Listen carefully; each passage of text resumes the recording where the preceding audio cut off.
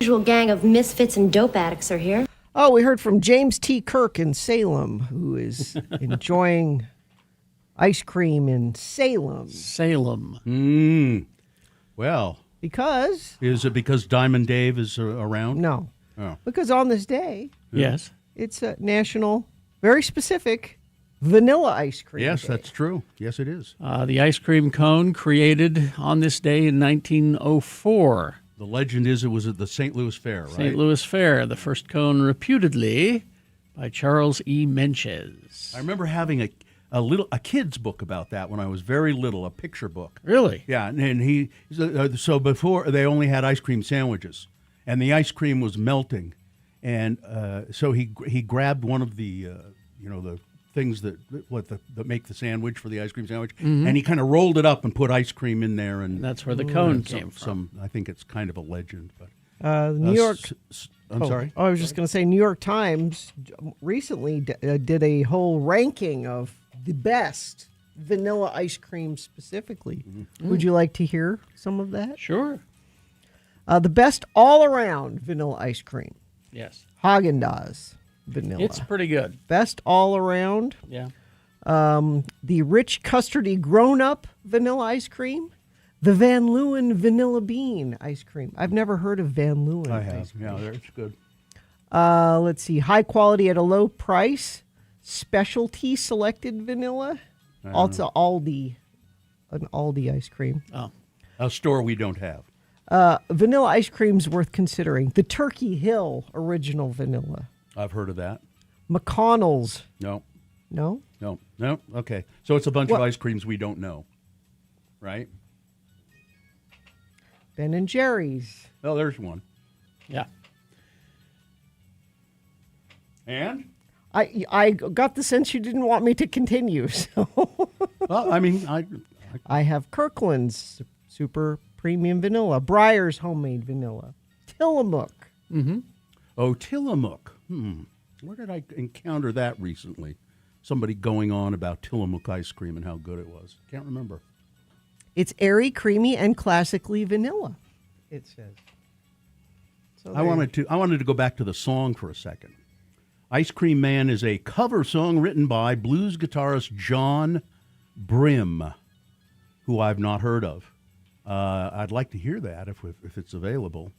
Van Halen included a new version of the song on their debut album, and it became a live staple for the group. David Lee Roth crafted the Dave sickle to play the acoustic guitar part in live performances.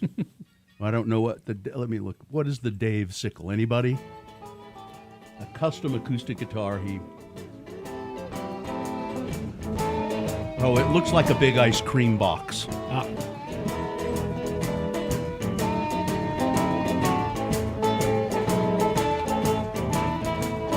Summertime is here, need something to keep you cool. Mm-hmm. Now summertime is here, need something to keep you cool. Hey little girl, I've got something for you.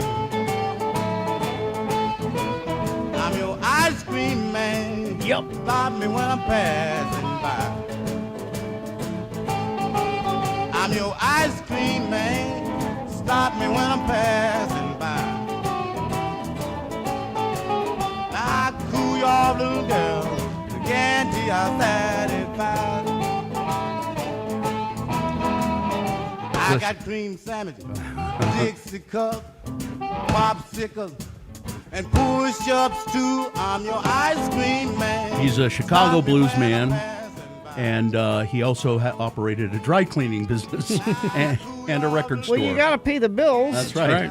He used his royalties from Van Halen's recording of the song to open a nightclub in Chicago. Oh, good. Yeah. Good for I'm him. glad he made some money on it. He died back in 2003. He was 81.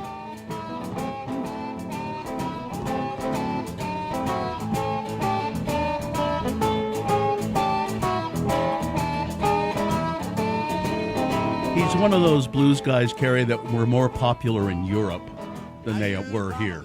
Yeah, that's like most of them. A lot of them, yeah. Like there's a white blues guy that I like, C6 Steve. Mm-hmm. He draws huge crowds in Europe. Nobody's heard of him here. Yeah. It was that way with Delbert McClinton. Yeah, A bunch of them. I got all flavors, including pineapple too. Let's get back That's to mighty good. some Van Halen. Running with the devil.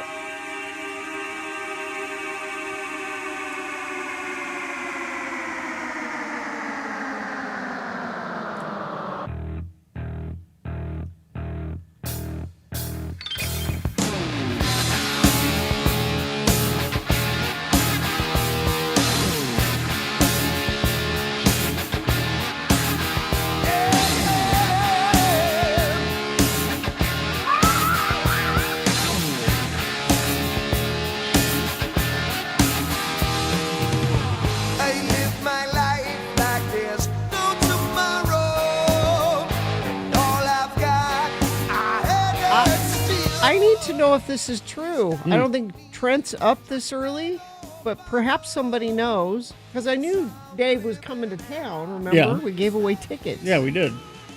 And so I thought, when was that? Has it happened yet? David Lee Roth scheduled a Night with David Lee Roth performance at the Depot on July 21st was unexpectedly canceled by the event organizer. Because the main show was called off, Dave made an unannounced appearance to perform at Ace's High Saloon the same evening. Did anybody go to that? Does anybody know about that? No idea. Amazing. I just heard from Bad Brad Wheeler. Blues Before Breakfast is the way to start the day, and I'm bigger in Europe than I am here.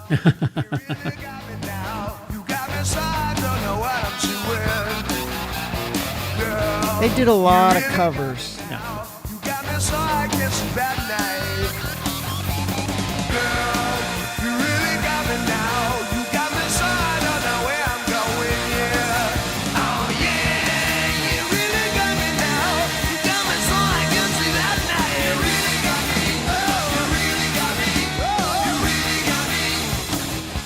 Katie says she knew the show was canceled, but she didn't find out why. Yeah, I need to know if anybody saw him at Ace's High Saloon, because that would have been fun. And I'd like to know why the show was canceled too. I don't know.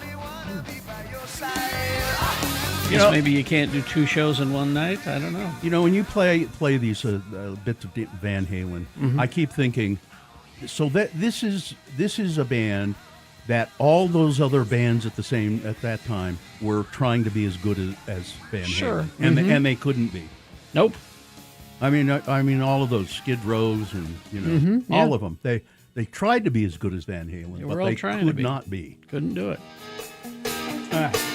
That's just such a signature sound.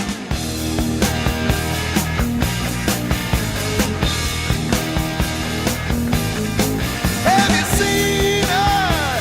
So bad and pretty, moving with a style and ease. And I feel her from across the room. Yes, it's love in the 3rd degree. Baby, baby. Ooh, baby, baby. Won't you turn your head my way? Ooh, baby, baby. Come on, take a dance. You're old enough to dance the night away. David Lee Roth's uncle was the guy who gave Bob Dylan his first break. Really? That's according to Bad Brad Wheeler. How about that? This has been Farting Around with Carrie, Bill, and Gina on X96, Radio from Hell. All right, we're going to take a break here. We will come back. We will probably come back. Nothing is ever certain. Yeah. You know, Moment to moment. as Jim Morrison said, the future's uncertain and the end is always near. Yep. Yeah, we'll come back. 877-602-9696 is the number to call if you'd like to check in with us. Who knows? It could be one of the last chances you ever talk to us, the last times you ever talk to us. 877-602-9696, or you can, of course, text us 33986. Vaxildan, our radio pup, finally has a sponsor. It's Zero Res, and this time of year brings a lot of dirt and things through your house, damaging your carpets. Vax says book your carpet cleaning appointment today. Not only do you get the 4th room free, but your animals will thank you with extra love. Go to zerores.com today. I was went to the phone store yesterday because there was a little icon on my phone that I didn't know exactly what it meant. I hadn't seen it before, you know. And so I thought something might be wrong with my phone. And I go in there, and I was only there for 5 minutes because the person who helped me was very knowledgeable. Was and helpful. and went, oh, this and this. Oh, look, here's what it is. For some reason, your mobile, it's here, there. Now it's gone. Here, fine. And but the person who helped me, her name was Heaven. And I said, is that your real name, Heaven? Is that your real? Yes, it is. And I would have liked to have chatted with her a bit more about that name. You know, well, why did your parents name you that? And has it caused you any problems? Why would you think it would cause her problems? It's because it's so lofty. You know, I mean, it's unusual and it's lofty, and it's the kind of thing that a lot of kids would make fun of because kids will make fun of almost anything. Just about anything, yeah. My mother's name, Nola. Her parents, my grandparents, named her that because they were looking for a name they didn't think kids would make fun of at the time. It didn't work. No, it didn't work. But that was a specific thought in their mind. Yeah. We want to give her a name that nobody will make fun of. Yeah. But I didn't get. I'd like to. I wonder if it causes her any problems. It's my parents' favorite Talking Head song. I mean, I can think of other names that would give you more problems than Heaven. More like hell. Like Your Majesty.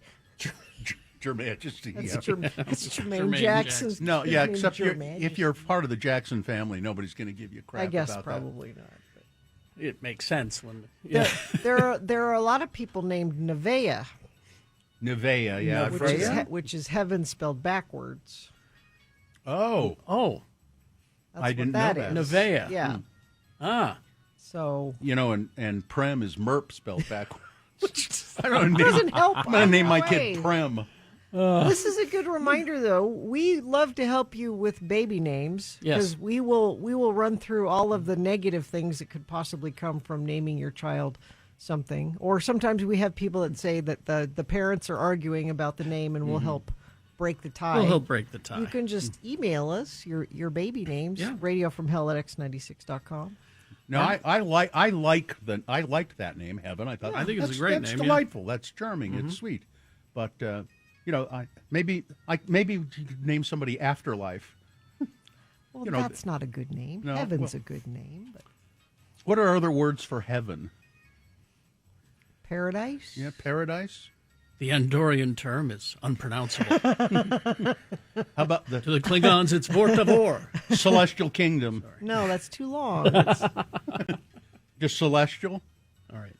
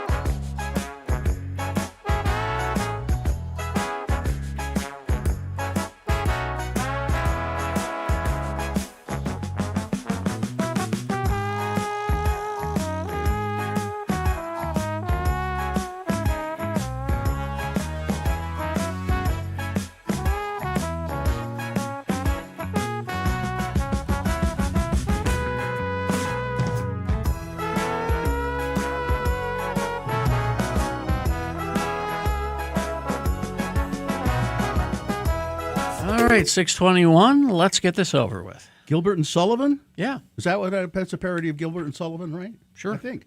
All right. Oh, by the way, this is sponsored. Oh, okay. Beat the heat before it gets worse. Go get yourself a shake. Dr. Pepper Creamy Coconut Shake at Arctic Circle. It's only here for a limited time at Arctic Circle, where the good stuff is. The moon, our good friend the moon, is 69.5% of full, a waxing gibbous moon. The moon will rise today at 4:37 p.m. Today being Tuesday. It's the 23rd day of July in the year of our Lord Jesus Christ, 2026. It's International Yada Yada Day. Yada, yada, yada. Yada, yada. It's three yadas. It's Seinfeld. yada. Yada, yada, yada. It's National Gorgeous Grandma Day. Well, Woohoo! And that would be a gilf. And it's Peanut Butter and Chocolate Day. National Vanilla Ice Cream Day, as we have discussed. And it's also Hot Enough for You Day. Huh? don't Hot don't enough say, for ya? Don't say that It's to anybody. it's to give you a pause and think about climate change and all of that. I guess. And we've got pudding pie, banana, Dixie cups, all flavors, and push-ups too. We're Radio from Hell, the morning show that is for people who feel like hell in the morning. Phew! It's starring the Lords of Morning Radio. It's Kerry Jackson right there. I'm Bill Allred somewhere. There's Gina Barberi right over there. I see her. She's grounded. So if the lightning strikes, we're all okay. No Hold idea. on. I have no idea. Let's see. Katie for short is our excellent producer. There she is. Hi, Katie. Dawson. Hi, Dawson. Dawson's helping out there. And there's the Vax himself, the dog sleeping. And I assume Lakai is here. Yes. She in is. the back. All right. Now we go to check-ins, 877-602-9696, or you can text us at 33986. All right. Medic Jack checking in from Eagle Mountain. Semester is over. They all passed, some barely. 20 days off till fall semester begins. Nap time.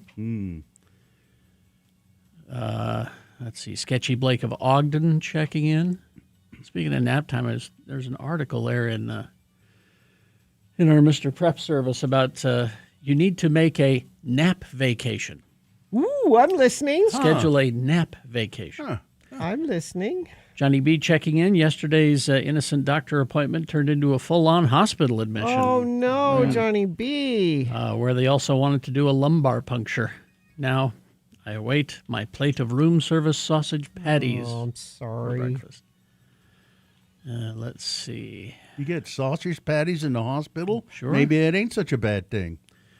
Zane in Dallas checking in. My daughter Zara's birthday was yesterday. She would have been 8. Mixer driver Shane checking in from Springville. Max Power here. Do we need all these things? No. Who's the to- answer is no. I we have, all have too I many have way things. too many things. Who's to say? Does a peacock need all of them feathers? Well, yeah. Let's go to Tom. Hi, Tom. Good morning, Tom. How's the walk going?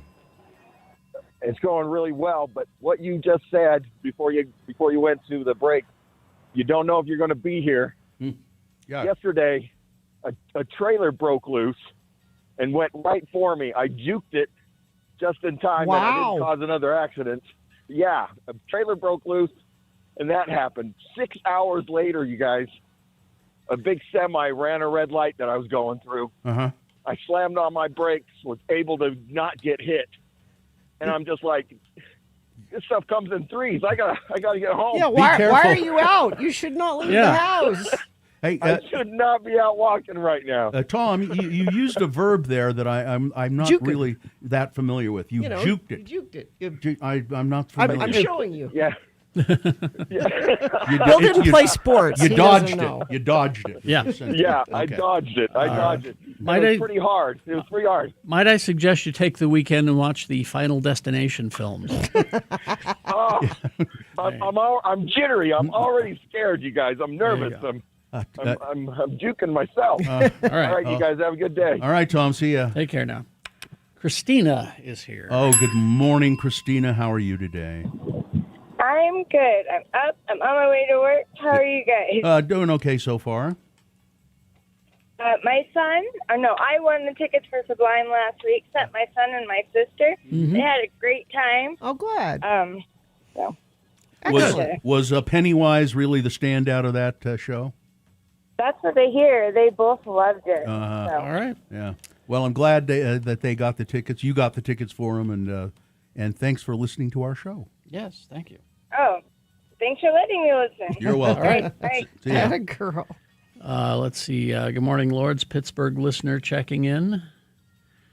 Let's see. I can't even type my own name. It's Mauricio, of course. You okay, Mauricio? Oh, I forgot. We Mauricio. We got pictures of his tattoo. Oh, the French horn? Yeah, we'll have to talk about that later on in the show. Hey, Aaron from Alpine checking in. Mike in Nashville. Meshach of Erda. Colorado Tony here. I'm liking the ice cream blues. Dave of Westbrook checking in. Perfect way to wake up listening to Diamond Dave sing I'm Your Ice Cream Man. Kira and Andy. What about Umpqua vanilla ice cream? Umpqua, yeah. It's a staple food in Mom's diet. I'll have to try it. Happy Thursday. Just wondering on Gina thoughts of Lindsay Clancy premeditation or postpartum psychosis. This is a morsel of murder. Morsel of murder coming up. I can do. Since you asked, I can have it available to you in the news if you would like, Bill. Okay, I don't even know what you're talking about. So Yeah. Government worker Alan checking in. Eric in Purgatory. Katie in San Pete County. Cretia in Murray wishing my newly retired friend Cindy a happy day. Sleepless in Sandy.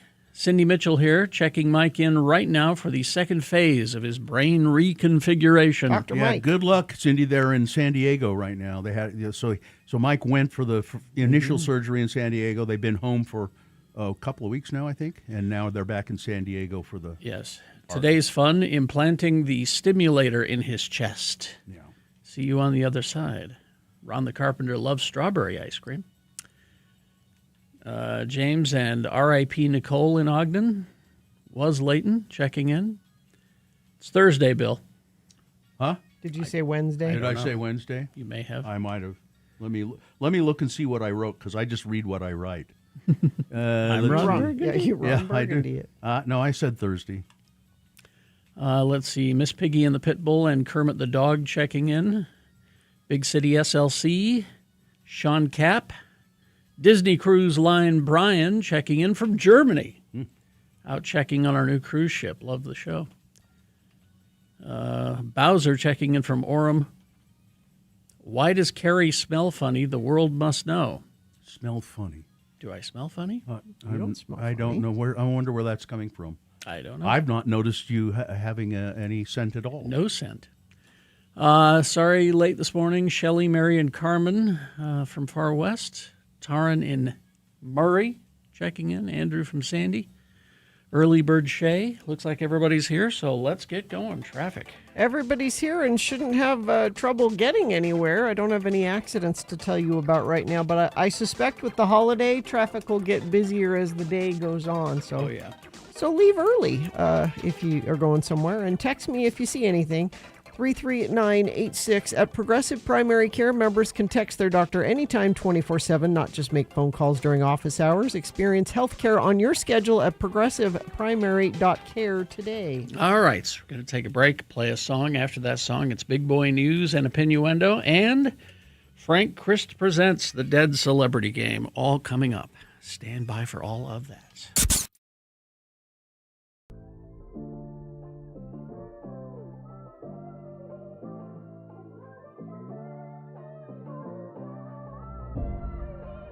So my youngest child, when I was in Rocky Horror, I said, "You come up and watch it. You might like it." No, I don't think I don't know. But they came up and fell in love with Rocky Horror. Really? And it really was a great production. Those actors up in Ogden were just terrific, and so they fell in love with the show. I think saw it again. Did a painting or a drawing of Frankenfurter based on the actor in the play I was in, and had me give it to him. Oh. Said my youngest child wanted Really you to nice. have this. Really and it was a really good. They're a very talented artist. So anyway, I got some tickets, and I think I'll go with them and with their friend. And I said, well, call Marikai, the friend, and ask if what night and if they can go, and got that all arranged. And I said, so it's okay? And they said, yeah. Marikai said when they heard you were going, oh yay, we can have a Sleigh Bill moment. I said, what? A Sleigh Bill moment? A Sleigh Bill moment? I said, what does that mean? Well, it's slang. It means it's a good thing. Don't worry. It means they like you. So I'm looking up the slang. Have you ever heard anybody say that? No. I've not heard it in that usage. What I find is, sleigh. As for the saying sleigh, it's generally found in gay and black female culture. It can be used whenever a person looks self-confidently good, acts in a self-empowered way, or does or achieves something spectacular, especially in the face of some challenge. And then I look further, and it says, you might want to use it in the same way you would say something is good soup. Good soup. Yeah, now that means, it means what it sounds like. Yeah. But so if you're I'm still not sure what we'll have a Bill Sleigh moment. we can have a Sleigh Bill moment. Sleigh Bill. It means an insightful. I don't know. I still am kind It's a of. positive. It it's is. not a negative. No. I don't think. See, I've only heard it used. So, like Slay Queen is where I've heard it. You're killing it. Like You're you're killing killing it. it. Yeah, exactly. That outfit is killing it. Yeah, yeah, kind of. Yeah. That's how I. So, So it's a Kill Bill. No. how are we having a Sleigh Bill moment? I looked in another dictionary, and it said when something is good soup. Sleigh can also mean. I don't know what that means. A sleigh moment is when something is good soup. Well, so good soup is like if you eat something, particularly soup, and you go, "Hey, that's good soup." But if you do something cool, you say, did you enjoy that? Yeah, man, it was good soup. Yeah, I've never heard that. I haven't that either. one I've not heard. I haven't either. But so it's similar to that apparently. Sleigh moment when something is good soup. Well, I think So what they were meaning is, it'll be good soup for us to go together. And this is when you were in the show. No, this is last night. You're going. last when night. I You're arranged going. Okay, because I'm going to go with them. Yeah, because Well, if it was you were in the show, then maybe it would be, you would slay. No, it's just I Yeah, think like, you killed it in that show. Yeah. Billy. what I finally took it to mean was their friend is looking forward to spending some time with me because they think they like me. They think I'm funny Okay. or probably they think I'm weird. I think we're going to need a full report after you go, and I would ask the friend to identify the moment the sleigh happens. Maybe Yeah. I'll try and clear. There's the sleigh. Maybe right I'll there. try and clear this up tomorrow. I'll have my kid get a hold of the friend, and I'll even may I talk to the friend and just Say the sleigh. kind of lay this out for me if you would, and then I'll report back tomorrow. You use the word sleigh. When my child said that, I went, oh, huh? Waha. Huh? It's a good thing. Don't worry, it's a good thing. So I'm going to take it to mean it's like good soup. It's good soup, Dad. It's good soup. Okay.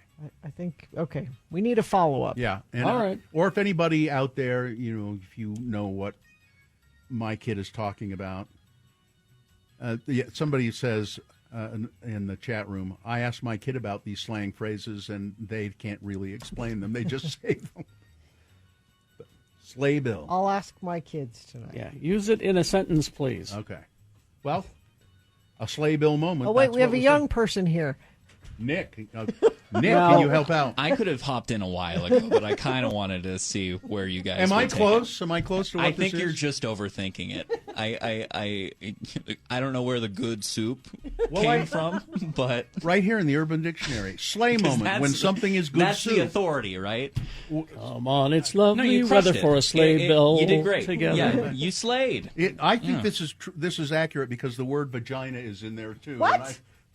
And what's the I Urban know- Dictionary, Gina? It has to be in there. I know it's very popular in like drag communities. Say a lot like "you slayed, Queen," and Yeah, and- That's where I've heard it. Yeah, and Slay- my- Slay That's Queen. killing it. That's, Yeah, that's, exactly. That's how I've heard it But used. having, which is having why a sleigh bill moment. Yeah. I think that was the exact quote.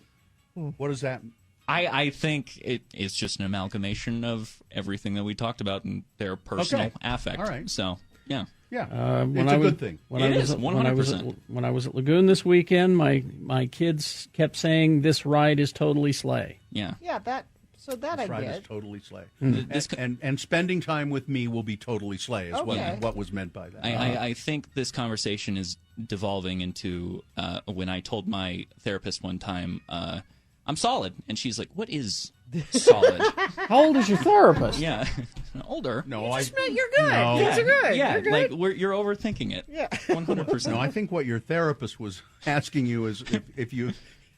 No, I don't. Here you No, go. she said solid. I like solid. Like that is good. Well, what do a- you mean by that? A texter just said, this just in, sleigh and good soup are no longer trendy slang. The death of the lingo was brought about due to a morning radio show discussing the terms. You'll So, never hear them again. You don't have to worry about it. Excellent, We killed it. excellent. We slayed it. No? No. Did we? What? Somebody says, I think they're both of.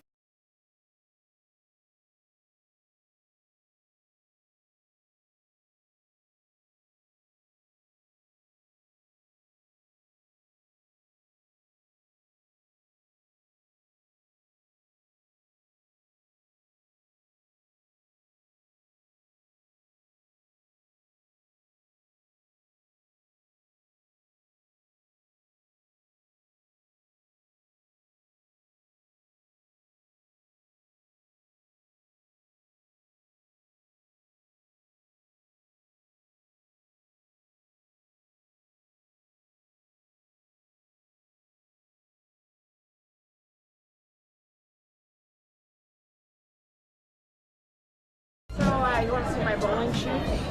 6:38 right now. It is time for Big Boy News and Opinioendo. And right after that, it's Frank Christ presents They're Fine, They're Just Fine, the Dead Celebrity Game. Going to give you a list of 4 celebrity names. 3 of those celebrities, they are just fine. One of them is dead. If you pick the dead one correctly, you're going to win. Tickets to see Dirty Heads on 3/11, August 8th at Utah First Credit Union Amphitheater. All right, so you get those Dirty Heads 311 tickets at 877-602-9696. That is the number to call to play the game. Frank Christ Presents. And we'll do it right after this Big Boy News and Opinioendo. Brought to you by Salt Lakers rise and shine Saturday mornings for the Downtown Farmers Market back at Pioneer Park. Fresh berries, garlic scapes, microgreens, rainbow chard, locally grown Utah produce now open every Saturday.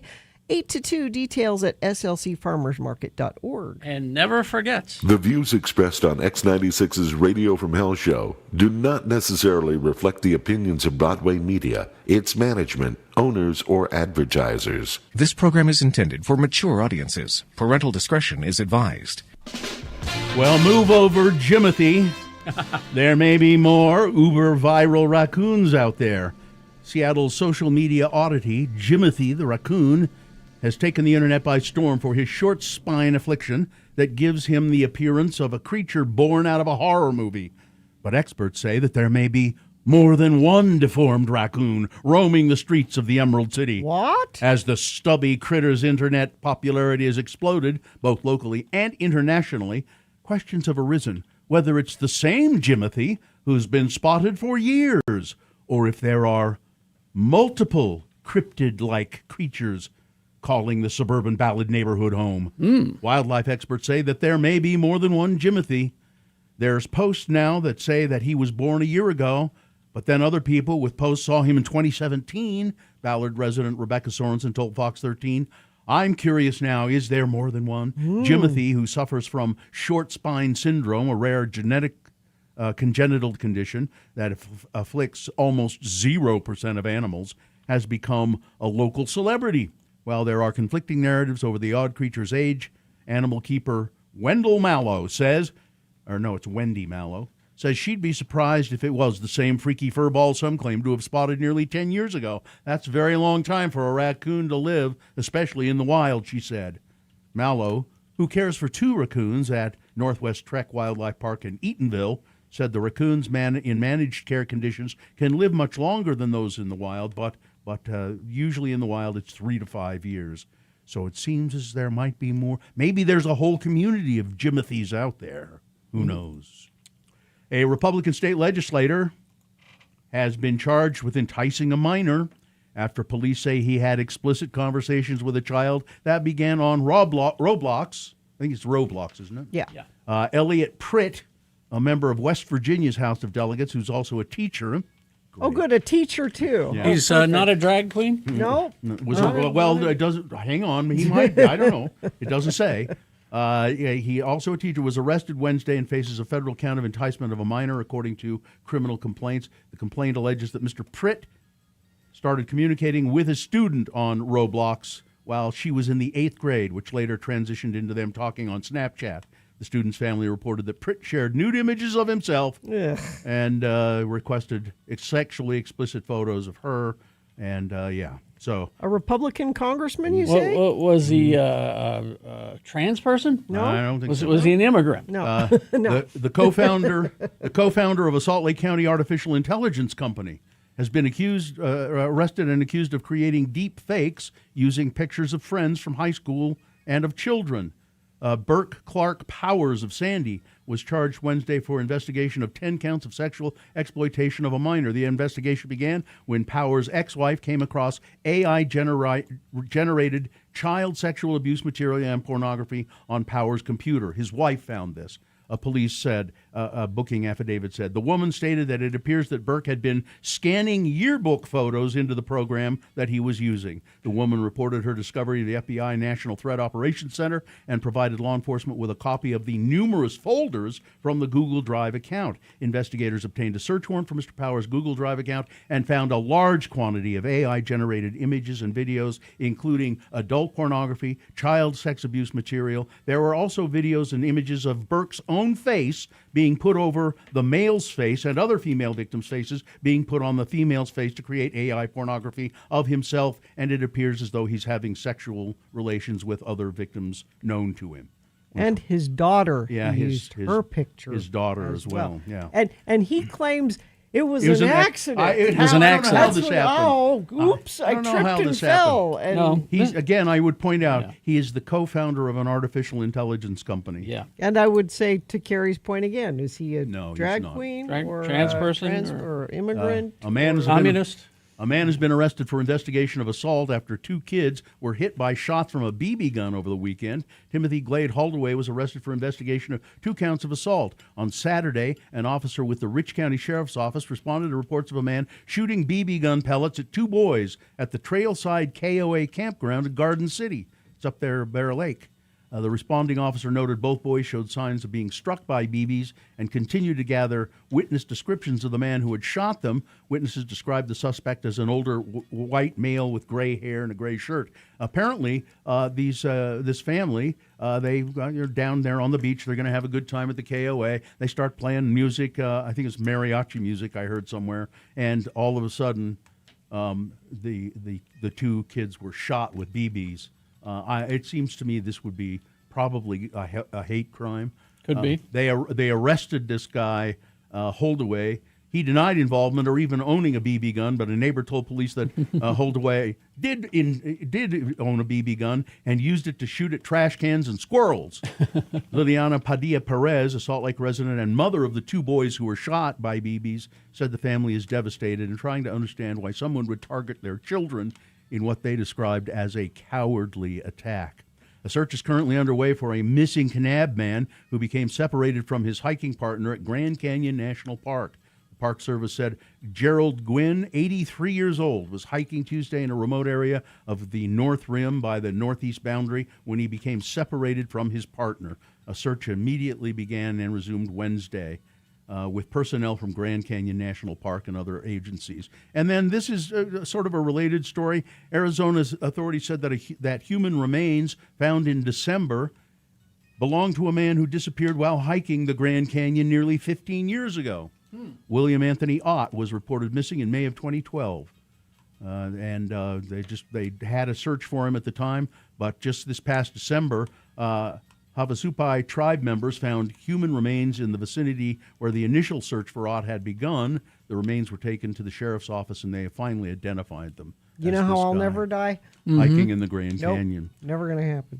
And now it's time for Gina Barberi to take stage. We go to the crime desk and a morsel of murder. So we had a text earlier asking about my thoughts on the Lindsay Clancy trial, which they are in jury selection right now. I don't know that trial at all. I'm going to tell you about it.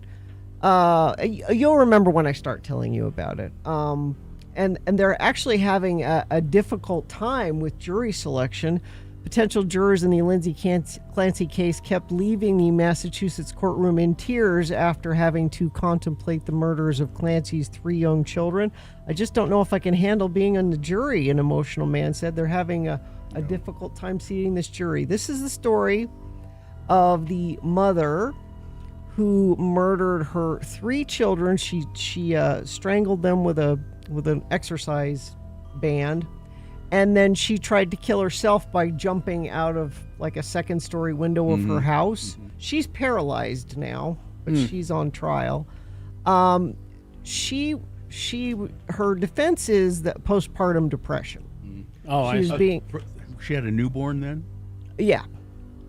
She had 3 kids. I'm not sure their ages. Very little, though.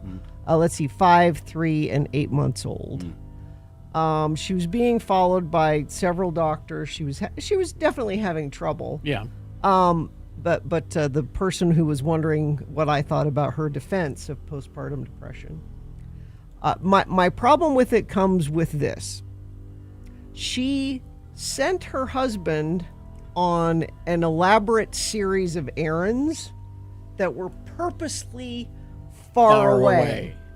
And followed his progress, like on your Find My Friends on your phone. Oh, yeah. To make sure he was far away so she could do this. Oh, I think I think if she were having postpartum depression and kind of having a psychotic break and just, I killed my kids and it happened just now, but the fact that she planned it and sent him purposefully away, like if you're having that thought, I'm going to send my husband away, maybe that's the thought where you tell him, I'm thinking about killing the kids.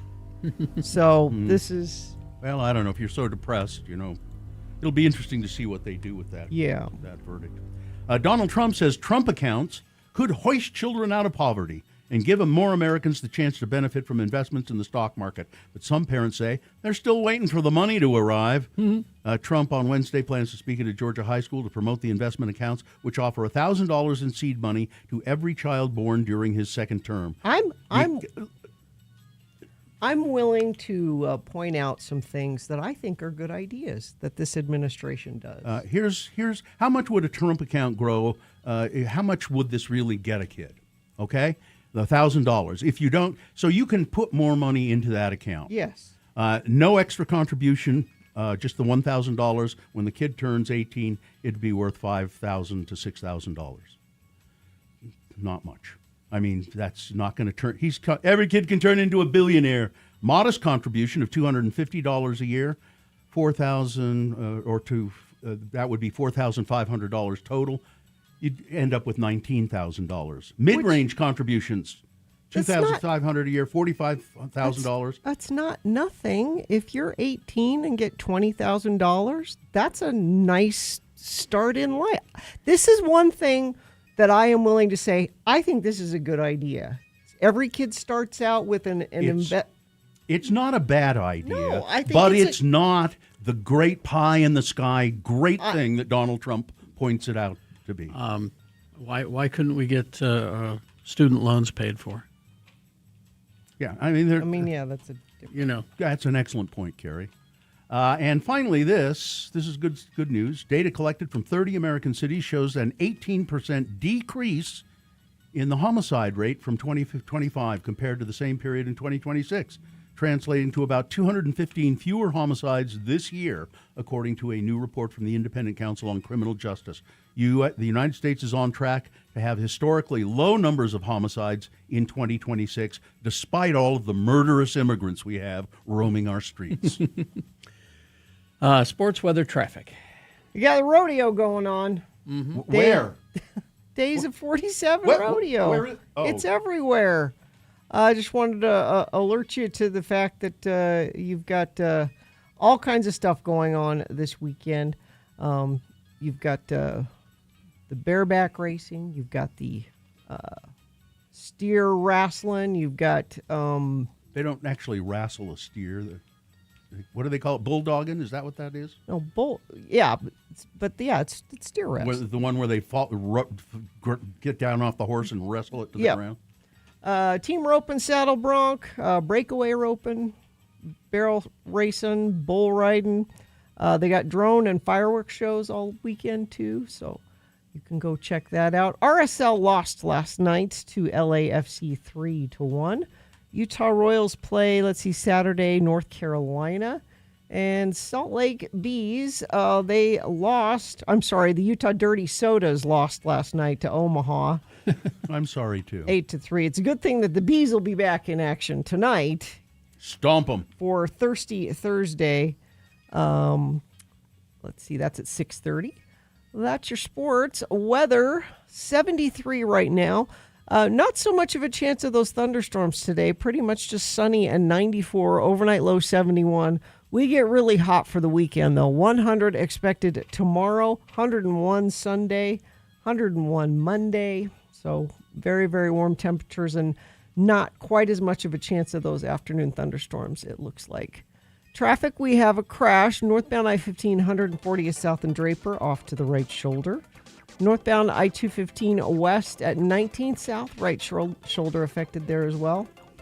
And down to Springville, southbound I-15 milepost 260, 2 left lanes of 5 are blocked and the left shoulder blocked. We actually heard from a friend of the program sending that in as well. Thank you for doing that. Oh, Sketchy Blake says train stopped on 12th Street in Ogden. That happens every day about this time, I think, doesn't it? Let us know when that starts moving again. I appreciate it if you do. That's traffic. Brought to you by. Beat the heat before it gets worse. Aereo Home Services is your local whole home service provider for HVAC, plumbing, and electrical. Schedule now at areohome.com. Here he is, ladies and gentlemen, in the studio. I can't say live, but you're not really alive, are you, Frank? Well, I mean, I exist. That's enough. That's enough. Anyway, Frank Christ is here. He is a grim reaper, a reaper of celebrity souls. That's his specialty. That is his curse, to have to reap the souls of precious, precious celebrities, because Frank loves the celebrities. Why do you love celebrities so much, Frank? Well, because we all want to be just like them, don't we? Well, I guess, don't you? I guess so. Isn't there yeah. a celebrity you'd like to be like? Yeah. Steve Buscemi. I'd really like to. He's a nice guy. I'd really like to be like Steve Buscemi. Frank is as you would expect a reaper to be. He is a skeletal figure. He wears the robe, he carries a scythe, and he goes and collects the souls of celebrities when they pass, puts them in the sidecar of his electric scooter, and whisks them away to what's called the distribution center, where souls of all sorts are distributed to heaven and where else? It's hell. Most usually, of them. Yes. Oh, yeah. And Frank joins us to play the game we call Frank Chris Presents. They're fine. They're just fine. He gives me a list of actors every morning. 4 actors on this list. 3 of them are in They're fact just fine. But one of them Frank had to take, and it made him very sad. This was a rough one. Yes. Now, if a contestant can identify the dead celebrity on this list, they win a prize. And who's our celebrity or our contestant? Katrina is here. Katrina. Good morning. How are you? Good. How are you? I'm fine. I'm just fine, Katrina. Katrina, are you ready to try and identify a dead person on a list? Absolutely. Okay. What will you win? What will Katrina win, Gina?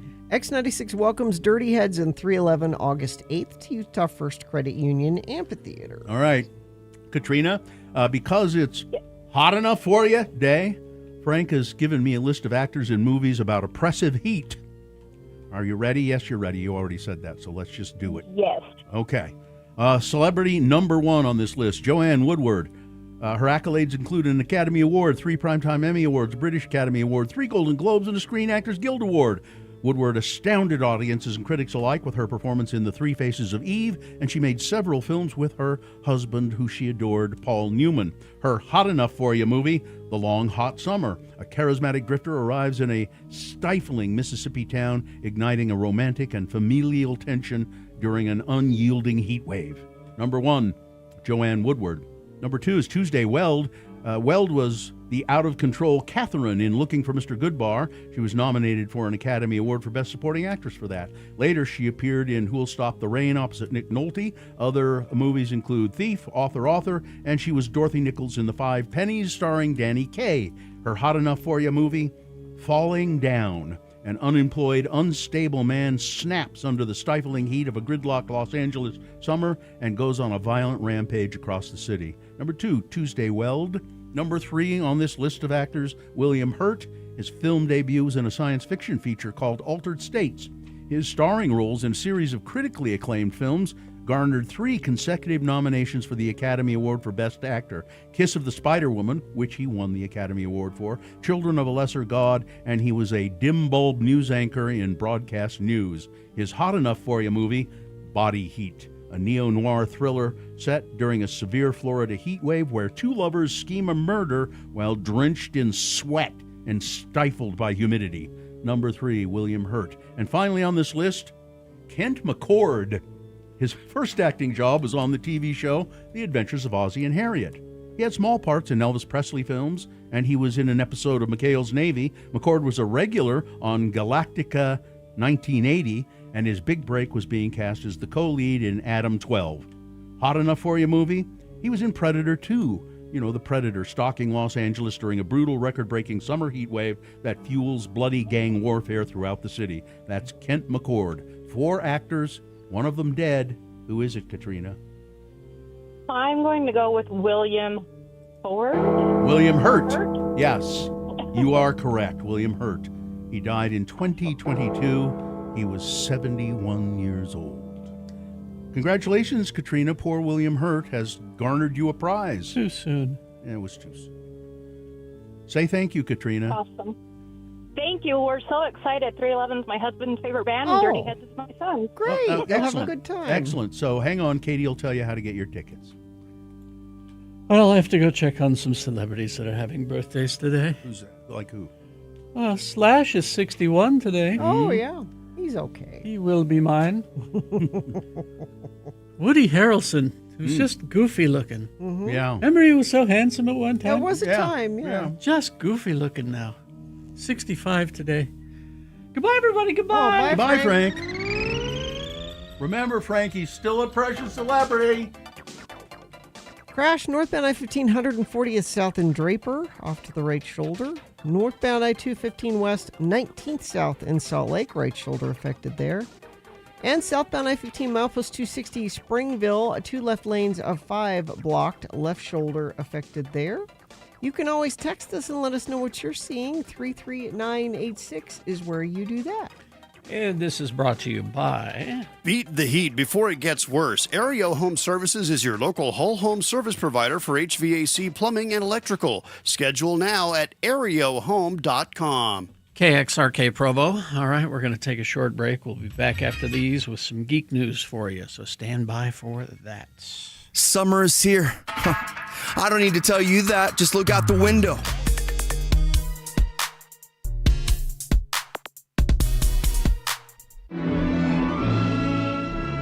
And now it's time for another edition of Ned Hastings, Smoking Psychotherapist. Brought to you by Iger Brothers Chain Link. Whatever your chain link need, be it fences, neck ornaments, or medieval armor, call Iger Brothers. We've been linking you up with the finest chain link products for over 30 years. And now Ned Hastings, Smoking Psychotherapist. Ladies and gentlemen, order. Order, please. It's time to get this committee meeting underway. The Utah State Legislature has impaneled this panel to look into Utah's new law prohibiting cigarette smoking in all public places. We'll be hearing from a series of expert witnesses today. The first person to testify is a psychotherapist named Ned Hastings. Sergeant at Arms, could you call Mr. Hastings to the committee room, please? Mr. Hastings, Ned Hastings, please come into the committee room. Mr. Hastings, thank you for being with us today. May I say that it's an unusual contraption that you're wearing. It looks like a spacesuit. Close, but no cigarette, Mr. Chairman. It works on the same principle as a spacesuit, and it was developed by NASA, but this is my patented Ned Hastings smoke suit. The backpack portion recycles fine, rich Turkish tobacco instead of fresh air. The bubble headgear captures every bit of smoke. None escapes into the outer atmosphere, thereby allowing me to roam freely through Utah's smoke-free environment. Well, I'm not sure that this is allowable. You may be breaking a Utah law. Oh, but I'm willing to take that risk for the sake of sweet tobacco. Mr. Hastings, I'm having a hard time seeing your face through the bubble. Oh, yes. I'm still working on a system to clear the tar and nicotine resins from the inner surface. I have a devil of a time behind the wheel of my sporty car. Oh, yes. Mr. Hastings, you've been called before this panel as an expert witness. You are a psychotherapist, are you not? I am. And what is your expert view of the new Utah Clean Air Act? I feel that it is an abomination before God and man. Not only does the law discourage people from finding good mental health by becoming new smokers, it is causing those existing smokers who have achieved some measure of mental stability to become unhinged. If this law stays in effect, I am anticipating a rash of crimes the like of which you little people have never... My God, his suit sprung a leak!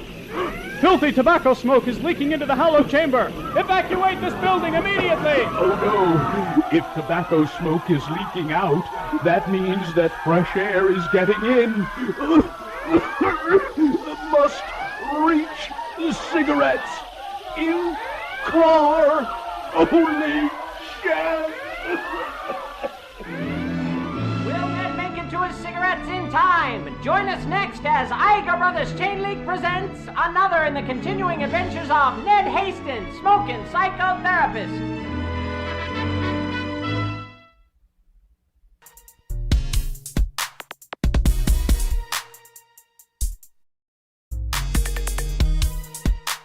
And then we got a text from TJ Hooker and Roy, who says, I hope there's some geek news on the way. I need to waste time while I'm at work in Roy.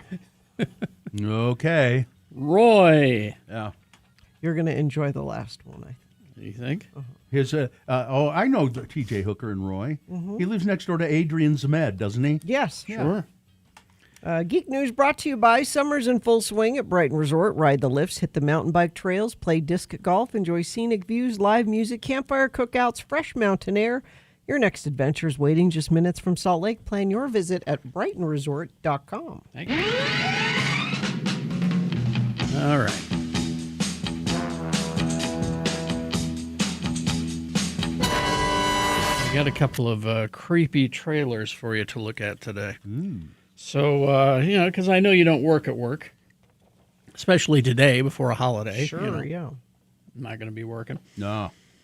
This trailer was in front of the Odyssey, and it's kind of freaking people out. Oh, okay. And so the movie company decided, well, let's just release the trailer online. And I beg you not to Google Other Mommy. Do not. Without, indicating Oh. Other Mommy film? Jessica Chastain. Oh. Because you'll just get porn.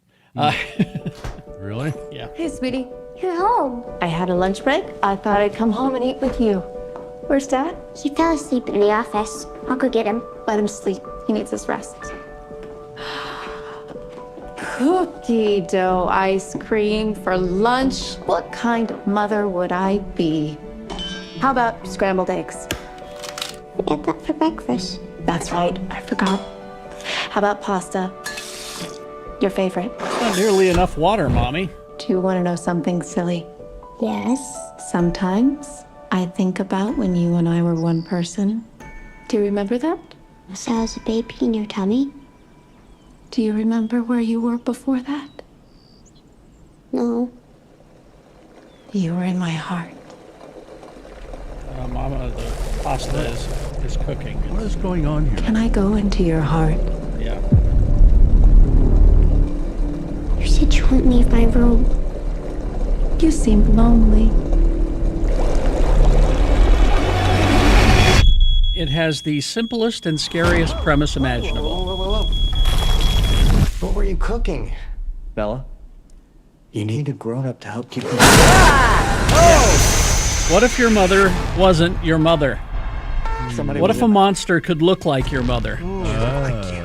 So it's Other Mommy. Be scared, Mommy. She's nice.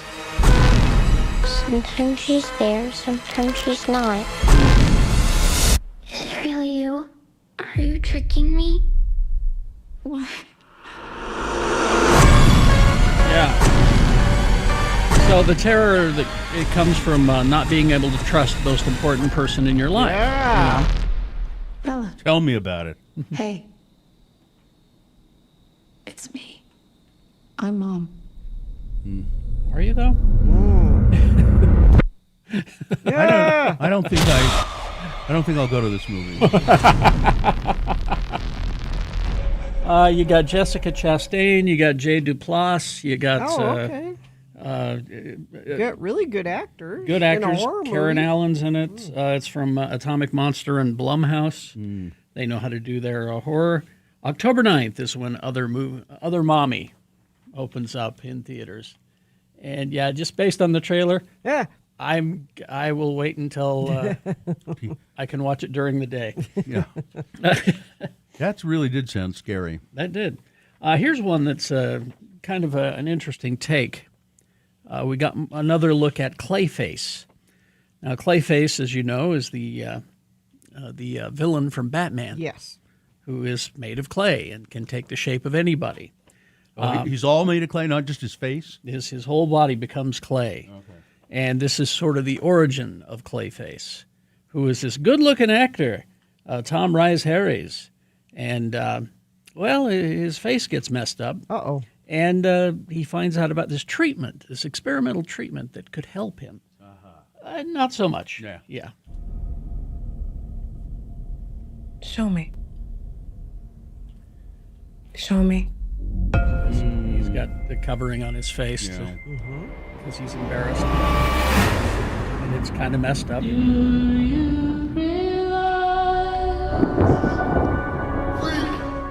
What do you want, Mr. Hagen? I want my life back. Because he was a big star, he was in movies, he was good looking. You're famous.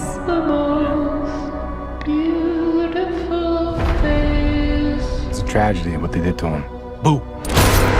Matt Hagen's meteoric rise from Gotham Street kid to Hollywood's leading man tragically cut short when a local crime boss's actions leave him horribly disfigured. Even if he kills me. Abandoned by his team with nothing left, now. Matt seeks out cutting-edge treatment. It miraculously returns him to his former self. Oh. But there are unexpected effects. Okay. You okay? I'm okay. His grip on reality. I feel great, actually. I have no idea what side effects you'll have. And Or how to he treat them? begins to realize that his face is melting at the strangest times. He'll rub his eyes and they'll seal up. You know? Weird. So it's a lot of body horror happening here. Is this picture on our screen here at x96.com/live? Yeah. One is the comic, and one is the left Over side. here's the That's comic. from the movie. And this is from the movie Okay. after the mobsters get a hold of him and mess up his face. If you're harboring feelings of anger, you need to let them go. Want to know how I feel? But yeah, there are times when his mouth seals up because he rubs it, you know. They stole my career, my money, my life. He'll be looking in the mirror and suddenly he'll just start melting, you know. And it gets to the point where he has to live in a bathtub because he can't Keep stay himself together. Jeez. That's really interesting. Yeah. But then he figures it out. Okay. I have no idea who you are. So go watch that trailer today. What's It's it called? Clayface. Okay. And are those available on our website? No. Are what available? The trailers. These trailers. I Oh. guess if Just Katie go could put a link in there. seek them out. That happen. Let's see. You need more RoboCop? Sure, why not? How about a TV series? Okay. How about an 8-episode TV series? Sounds good. Made by Amazon Studios, Blumhouse, and Atomic Monster. I'd buy that for $1. All right, they're big fans of RoboCop, so you're going to get it. Also, Disney Plus is returning with a Archie TV series. This one based on a 12-issue comic book run called Afterlife with Archie. Zombie Archie? Zombie Riverdale. That's Zombie Riverdale. And so, yeah, you're going to get a series. Okay. It's Why not? Afterlife with Archie, as you can see there. There's All right, well, okay. Why So not? they're going to make it. Yeah, there's Archie fans out there. Sure. And finally, this.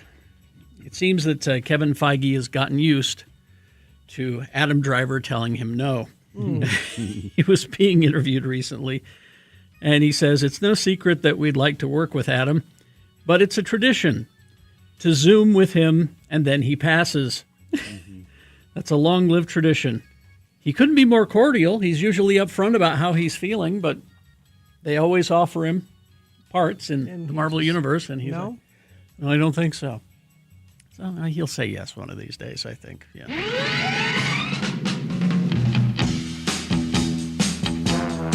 There you go. Got a crash northbound 7th East at Fort Union Boulevard in Salt Lake. Crash northbound I-15 140th South in Draper. And let's see. Seems like that's about it. I'm looking at the text line to see if there's anything else, but I don't see anything. But if you see something, why don't you let me know via text at 33986. All right, here are the boner candidates coming up in just a moment. Boner candidate number 1.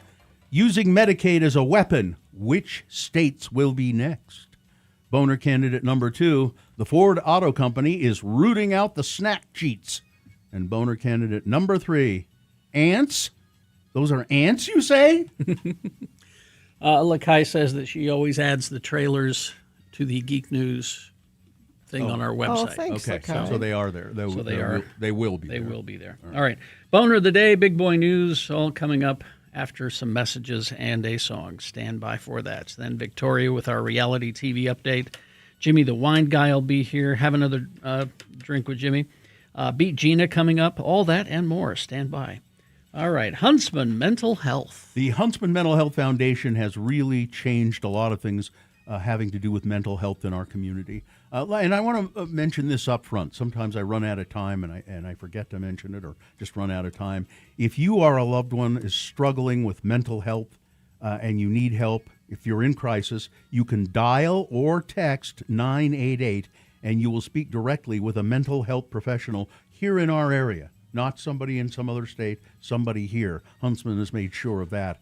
Our friends at the Huntsman Mental Health Foundation transforming the way we care for mental health, funding groundbreaking research, expanding access to treatment, supporting programs that serve people of all ages. The Huntsman Mental Health Foundation, their mission is to ensure that people have access to clinical services when they need them, especially when they are in crisis. So if you believe every mind deserves care, compassion, and understanding, you can help by becoming a monthly donor. To learn how you can help, visit yourbrainisbeautiful.org.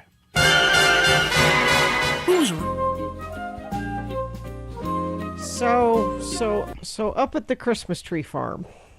Okay.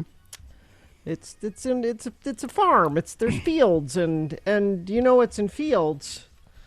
Mice. Field mice. And I warned my family. I have theme music for the Christmas tree okay. farm, by the way, just so you know. I warned my family, up here, you have to close the door, like immediately when you walk through it. Because there are mice that hang out by the door waiting for you to open it so they can come in the house. They camouflage themselves. You can't see them. They're disguised as doormen. There's no way that they can fit through any little cracks or anything. You have to close the door. And my little farmhouse there is immaculate. It is spotless, which means it was very apparent to me when it was not spotless anymore, and I found evidence of a mouse, and I freaked out. Evidence of a mouse. It was just poop? Poop? Yes. Mouse poop? Scat? Yes. So droppings? Yes. So clean them up, and my husband said, "I'll set some traps. And we'll get him. We'll get him." Well, that was a couple days ago that he set the traps. Now I am heading up there as soon as we get off the air here to go meet Zero Res because this is not a commercial, by the way. No, it's not because I need the place. Because of a few mouse droppings. Yes. Why don't you just get a flamethrower? But what my point is, or a cat. Yeah. Joe set the traps with peanut butter. That's what made me think of this. Because they like the peanut butter. So, but he set the traps and left, and now I will be the next person to go back to the house since the traps were set. So there's likelihood that I will encounter carnage of some sort. And the smell of such carnage. Because they sit for a few days, they start getting ripe. So this is what my afternoon holds. This has been on your mind and bugging you all morning. Yes. Worrying you all morning long. And what do I do? And if it's there, I don't want to touch it, but I can't leave it there. You can, okay, get a shovel. If you're going to throw away the trap, are you going to throw away the trap? Yeah. Oh, I think. I don't know. I don't want to separate the mouse from the trap. I don't want to a do lot that. of people, you can reuse them. No. I mean, if you're brave enough, you don't need to wear gloves or anything. Just wash your hands thoroughly when you're done. But just release the little critter into the garbage and then... See, this music is all idyllic, and that does not pair with what awaits me. This is the idols of nature, Gina. This is what it is. All right, let me see if I can find here. This is the new farm music then. Okay. New farm theme. Well, Gina, maybe you can appeal to the. Why don't you be the weak damsel who doesn't know how to deal with things like this and say to the zero res man, because I'm sure it'll be a man, Yeah. oh, I just don't know how. Oh, and he'll say, oh, I'll take care of it for you, little lady. Don't you worry. My stars. What? Yeah. I'll faint on the couch. The damsel in distress. Yeah. Okay, so if you're not willing to get a cat, No. okay, you're not willing to get a cat, No. then you need to call the rat catcher and get one of these traps that I have 3 of them set up in our backyard. Yeah. And I haven't seen rodents for a couple of seasons now. Really?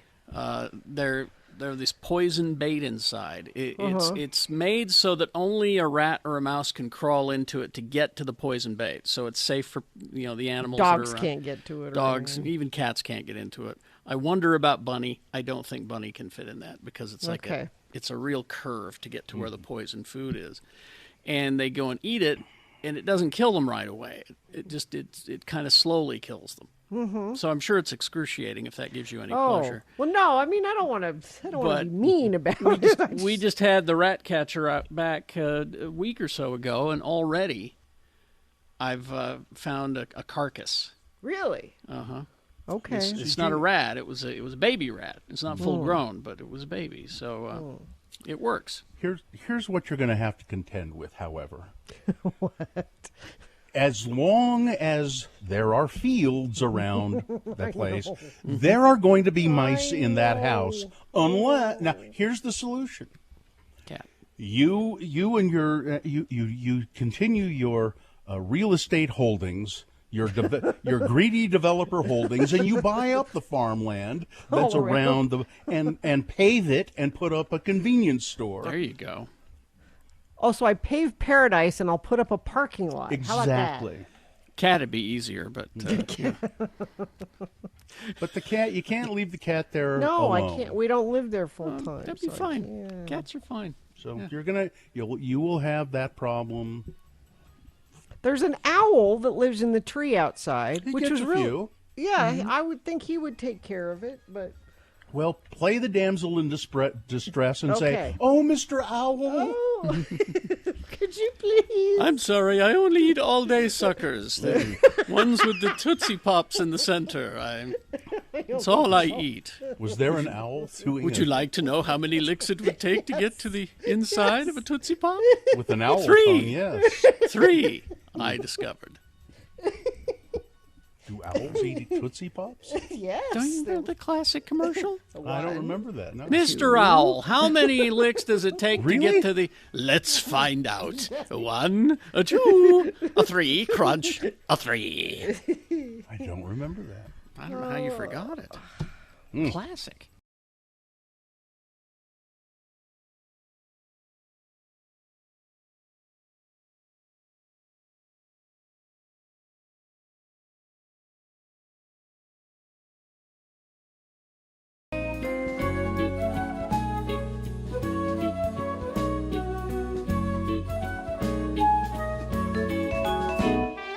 Right now.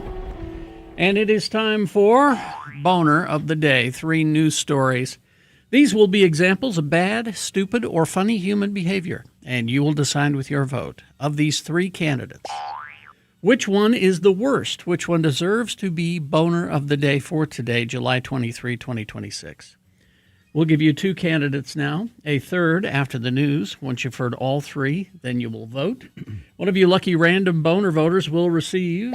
Can't buy it. Got to win it. Radio from Hell Boner T-shirt. Boner candidate number 1, using Medicaid as a weapon. Which states will be next? Yep. The Trump administration has paused more than $1 billion in Medicaid funding to California and Minnesota, citing suspected fraud and noncompliance. Suspected. Withholding of funding that follows a $243 million pause in Medicaid payments to Minnesota earlier this year. If those states want that money, they need to provide documentation that these payments are legitimate, said Robert F. Kennedy Jr., the Secretary of the Department of Health and Human Services. The deferrals are set to add more stress onto the state's already strapped Medicaid budgets. The CMS paused the $1.3 billion in Medicaid payments to California. That's the largest deferral in the agency's history. State regulators and lawmakers contest the Trump administration's portrayal of widespread fraud in their Medicaid programs, and the deferrals have sparked condemnation from patient advocates and Democratic lawmakers who argue that cutting the funding without warning and without a clear path to get it back threatens services for low-income Americans in Medicaid. Oh, but we don't care about low-income Americans. Democrats also argue that the Trump administration's actions are a smokescreen to hurt its political opponents, given only Democratic-led states have had their payments withheld. Exactly. Deferring Medicaid payments over concerns about fraud is an atypically aggressive approach, according to experts. Normally, the CMS would work work in collaboration with the states to administer Medicaid and address maybe any vulnerabilities in their programs instead of just withholding federal funding. Normally, they would come and say, look, we think maybe there's some problems here. Let's look them over, see if we can fix them. Top officials deny that they're targeting the blue states. They say they're following the data in going after fraud. Proactively pausing federal Medicaid funding is necessary when there is evidence of widespread state fraud to stop payments, they say, before they can occur. Chasing the money down later, they argue. Boner candidate number 1, using Medicaid as a weapon. Which states will be next? Here's Boner candidate number 2. The Ford Auto Company is rooting out the snack cheats. At least 4 more Ford workers have reportedly been fired. This is from an assembly plant in Michigan over alleged snack thefts from self-checkout kiosks inside the automaker's factories, widening a controversy that first came to light after an electrician said he lost his job over a $1.95 package of Grandma's favorite chocolate chip cookies that he later proved he'd paid for. He lost his job? Yeah. Nick Nabozny, who had nearly 9 years' experience at Ford's assembly plant, was fired after he was accused of walking out with a bag of Doritos and a package of Ritz crackers with cheese that the company alleged he hadn't paid for. Nabozny insists he believed the self-checkout kiosk had processed his debit card payment after it chimed and flashed on the screen. Yeah. We have one of those here, and I wonder sometimes if it takes my card or not. It seems like it does. At last, 3 other Michigan assembly plant workers who were fired. Nabozny said during a meeting with Ford management he was shown surveillance footage from earlier that month that allegedly captured the incident at self-checkout marketplace near the end of his overtime shift. I asked, what did I steal? A union bargaining rep said, they have you on camera in the marketplace stealing food. I said, I've never stolen anything in my life. It showed me talking to someone, and then when I was done speaking, it showed me grabbing a Milky Way off the shelf, looking at the ingredients, and then putting it back on the shelf. Another Ford worker, the improbably named Brendan Flucker, yes, that's Brendan Flucker, says employees at the Michigan assembly plant have long complained about problems with the self-checkout kiosks, including failed transactions, double charges, and frozen screens. He has problems too. Several people, at least 4 people, maybe more, have been fired because Ford Auto Company is rooting out the snack cheats. Jeez. It's Boner candidate number 2. Coming up in a moment, Boner candidate number 3. Ants. Those are ants, you say? All right, Boner candidate number 3 coming up after this. Big Boy News and Opinioendo, brought to you by... Summer's in full swing at Brighton Resort. Ride the lifts, hit the mountain bike trails, play disc golf, enjoy scenic views, live music, campfire cookouts, fresh mountain air. Your next adventure is waiting just minutes from Salt Lake. Plan your visit at BrightonResort.com. And never, ever forget. The views expressed on X96's Radio from Hell show do not necessarily reflect the opinions of Broadway Media, its management, owners, or advertisers. This program is intended for mature audiences. Parental discretion is advised. Tragedy. He was one of a kind, an original. He will be missed. Peter LaSalle has died. Peter LaSalle, that name might ring a bell. He was a Holocaust survivor who was a pivotal figure in late-night television for nearly half a century as a top producer of The Tonight Show, starring Johnny Carson, Late Show with David Letterman, and The Late Late Show with Craig Ferguson. He died on Monday at his home in Los Angeles. He was 93. The urbane Mr. LaSalle knew what made talk show hosts successful. Among his strengths was getting the host to understand how to listen and how to ask the questions that an audience might want to hear, and to listen to the answer and to not be thinking ahead with a joke. The comedian Jerry Shandling, who guest hosted for Carson on many occasions, said that he was. That's the way LaSalle operated. Following a taping of each show, LaSalle and Johnny Carson would sit down and discuss what had worked and what had not worked. And I know Johnny Carson really respected him, as did David Letterman. He was a great producer of late night talk. A bison that appear to be grazing peacefully are able to accelerate at a terrifying pace, making them one of the most dangerous animals in Yellowstone. And one of those giant bovines recently charged and tossed a grandfather, Carl McDaniel. We've all seen the video, but we're showing it again. Yeah, it's wonderful. There's a great picture of Carl McDaniel in the news today, lying in a hospital bed. He's got the longest gray. He's got a grandpa beard, a long gray beard. He said the bison wasn't showing aggression or anything like that until it just picked me out as a target. McDaniel said he was on an after-dinner stroll with his grandson when the attack happened at Bridge Bay Campground, not far from Yellowstone Lake. They move faster than you can ever imagine, and he just kept coming. The bison did not connect with Mr. McDaniel's grandson, who was not hurt. Bison can run up to 35 miles an hour, which is... And they're huge. They weigh 2,000 pounds. They're bigger and they're than 6 you feet. think they They're are. 6 feet tall. Yeah. They're bigger than a car. Yellowstone, the record. By the way, Mr. McDaniel, he's okay. He's going to be okay. He said the hardest part was when I hit the ground, not when he grabbed Scooped me him and up? threw me. When he got... He said, but when I hit the ground, that's when it hurt. That's when it hurt. Let's see. Iran attacks on 9 U.S. locations across the Middle East in the 2 weeks since the ceasefire broke down show that the country maintains an ability to inflict damage on precise targets, despite the Trump administration's repeated claims that we have destroyed their military capabilities and obliterated everything. They've been diminished. They've been destroyed. New York Times visual analysis of U.S. military bases and other sites found that the strikes have caused damage to living quarters and working areas, drone shelters, radar systems, and other structures. One of the attacks on an air base in Jordan killed 3 U.S. soldiers and wounded others. A military official told the Times that nearly a dozen troops were also wounded severely enough by an Iranian missile and drone attacks in Jordan and other countries this month that they had to be flown to the U.S. military hospital in Germany for treatment. And it's not showing any signs of letting up. You know what? I'm not going to get into it because we won. It doesn't matter. Well, we won. Yeah, not so much. The fire earlier this week along the railroad corridor in Roy that destroyed 3 homes also destroyed around 30 outbuildings. The cost of the damage is extensive, said Roy Fire Chief Theron Williams. He didn't provide a dollar figure, but said on top of the 3 homes destroyed in that area, around 30 dog houses, sheds, and other outbuildings in the backyards of homes along the impact stretch were damaged or destroyed. Officials and neighbors in the area say fencing also sustained damage as well as yards in Monday's fire.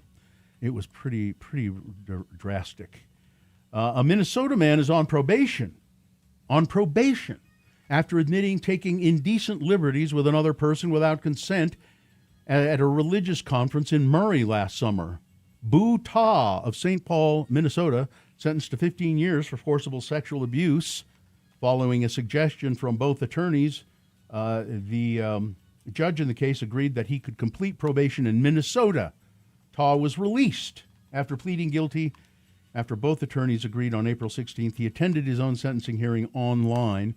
He apparently sexually abused 2 teenage girls at a church here in Utah in Murray, using the religious setting to prey upon the victims, but he's now been able to just have probation. I don't understand that one. Yeah. Spencer Cox has declared a state of emergency in 3 Utah counties over widespread flooding. While the risk of additional flooding continues, the declaration covers Beaver, Paiute, and Sevier, which have been heavily damaged by flooding from the Cottonwood and Monroe Canyon fire burn scars.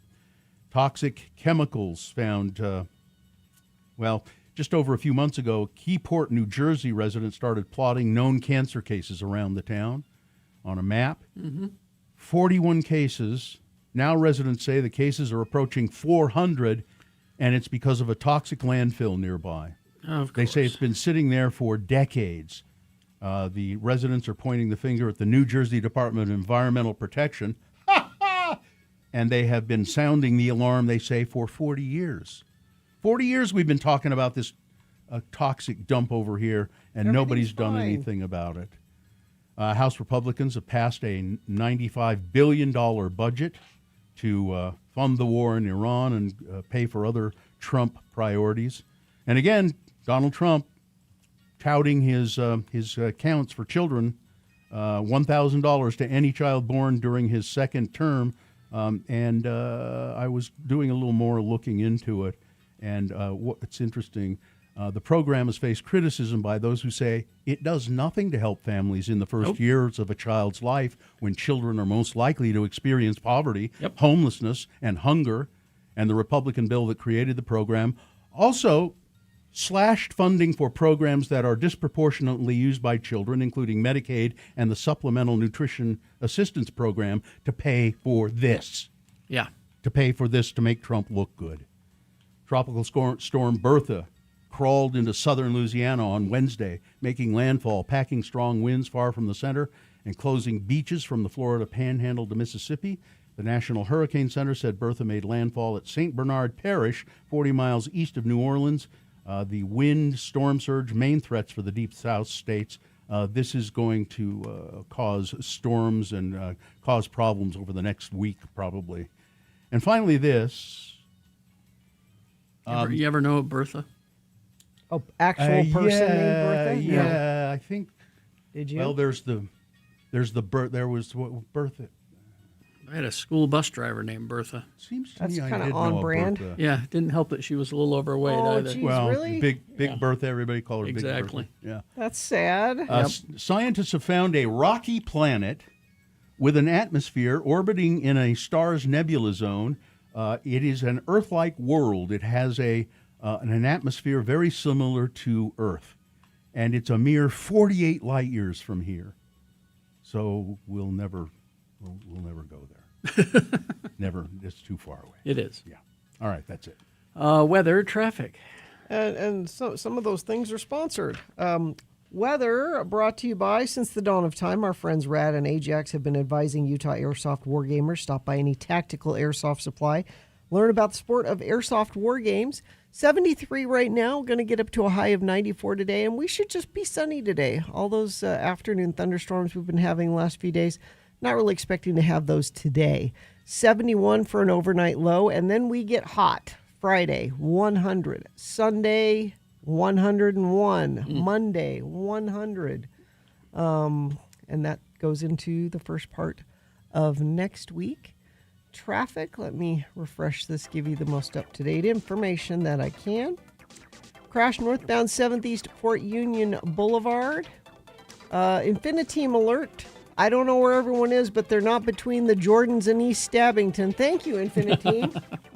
You can give us traffic if you see it, or let us know if you're not seeing it. I suspect things are going to get really busy later this afternoon, although maybe a lot of people left yesterday. Maybe they took today off as well. Who knows? Could be.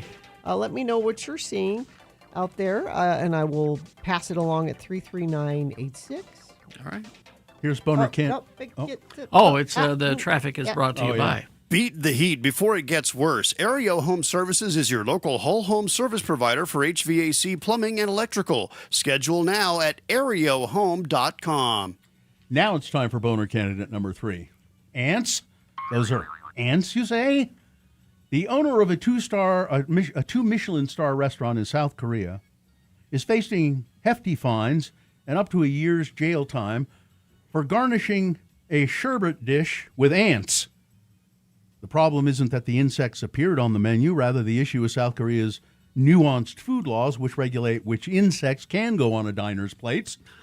As is typical in South Korea, the prosecutor's office didn't name the restaurant or the owner. They alleged the restaurant had served about 49,000 ants in 12,200 sherbet dishes.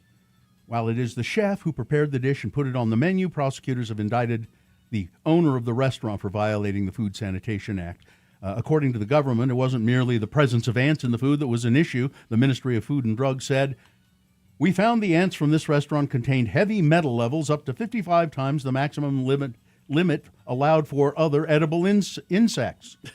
Prosecutors have asked the court to impose a $20 It's a $13,580 fine on the restaurant. The verdict is scheduled to be announced soon. Advocates in South Korea and elsewhere have increasingly argued that insects are a reliable source of protein as other animal products, given how easily they're raised and harvested, while fewer restrictions are. But why would he put ants on the sherbet? Texture. Well, he says he put the ants on the in the sherbet because they gave it a sort of a little bit crunch? of a sourness. Oh. He said it gave the. I don't understand it. He said, yeah. The chef said he used the ants to add acidity to the sherbet. How about lemon? Yeah, different kind of acidity. I don't know why. I'm not against putting ants on sherbet if you tell people that they are ants. It was not on. It was not listed on the menu. That's the problem. I think it's just ants. Those are ants, you say? I don't want those on my sherbet. It's no. just being weird to be weird. What have you got against acidity? All right, let's review the boner candidates and get to voting. All right. Boner candidate number 1 was using Medicaid as a weapon. Which states will be next? That's pretty self-explanatory. Yep. Taking the California, Minnesota, and there are threats to do it to other. Yeah, they're all blue states. Yeah. Boner candidate number 2, the Ford Auto Company rooting out the snack cheats. These are guys, people working for $40 an hour, making over $100K a year on the assembly line. You think you're going to jeopardize your job for taking a bag of chips? And even if they did, don't you think you could sit down and say, no more of this? Yeah. Don't fire them. And boner candidate number 3, ants? Those are ants, you say? All right.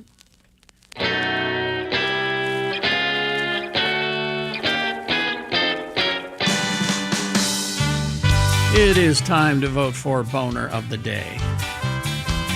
1, 2, or 3. Remember your candidate number, the one that you think is the worst, the one that you think should win. 1, 2, or 3. Put that single digit in the message of a text and then text that to 33986. Or you can go online, x96.com, look for the box that says Boners, July 23, 2026. Click and vote. And if you don't see that box, refresh your browser. It'll appear. Click and vote. Or you can call Katie at the producer's booth. She'll take your live voice vote at 877-602-9696.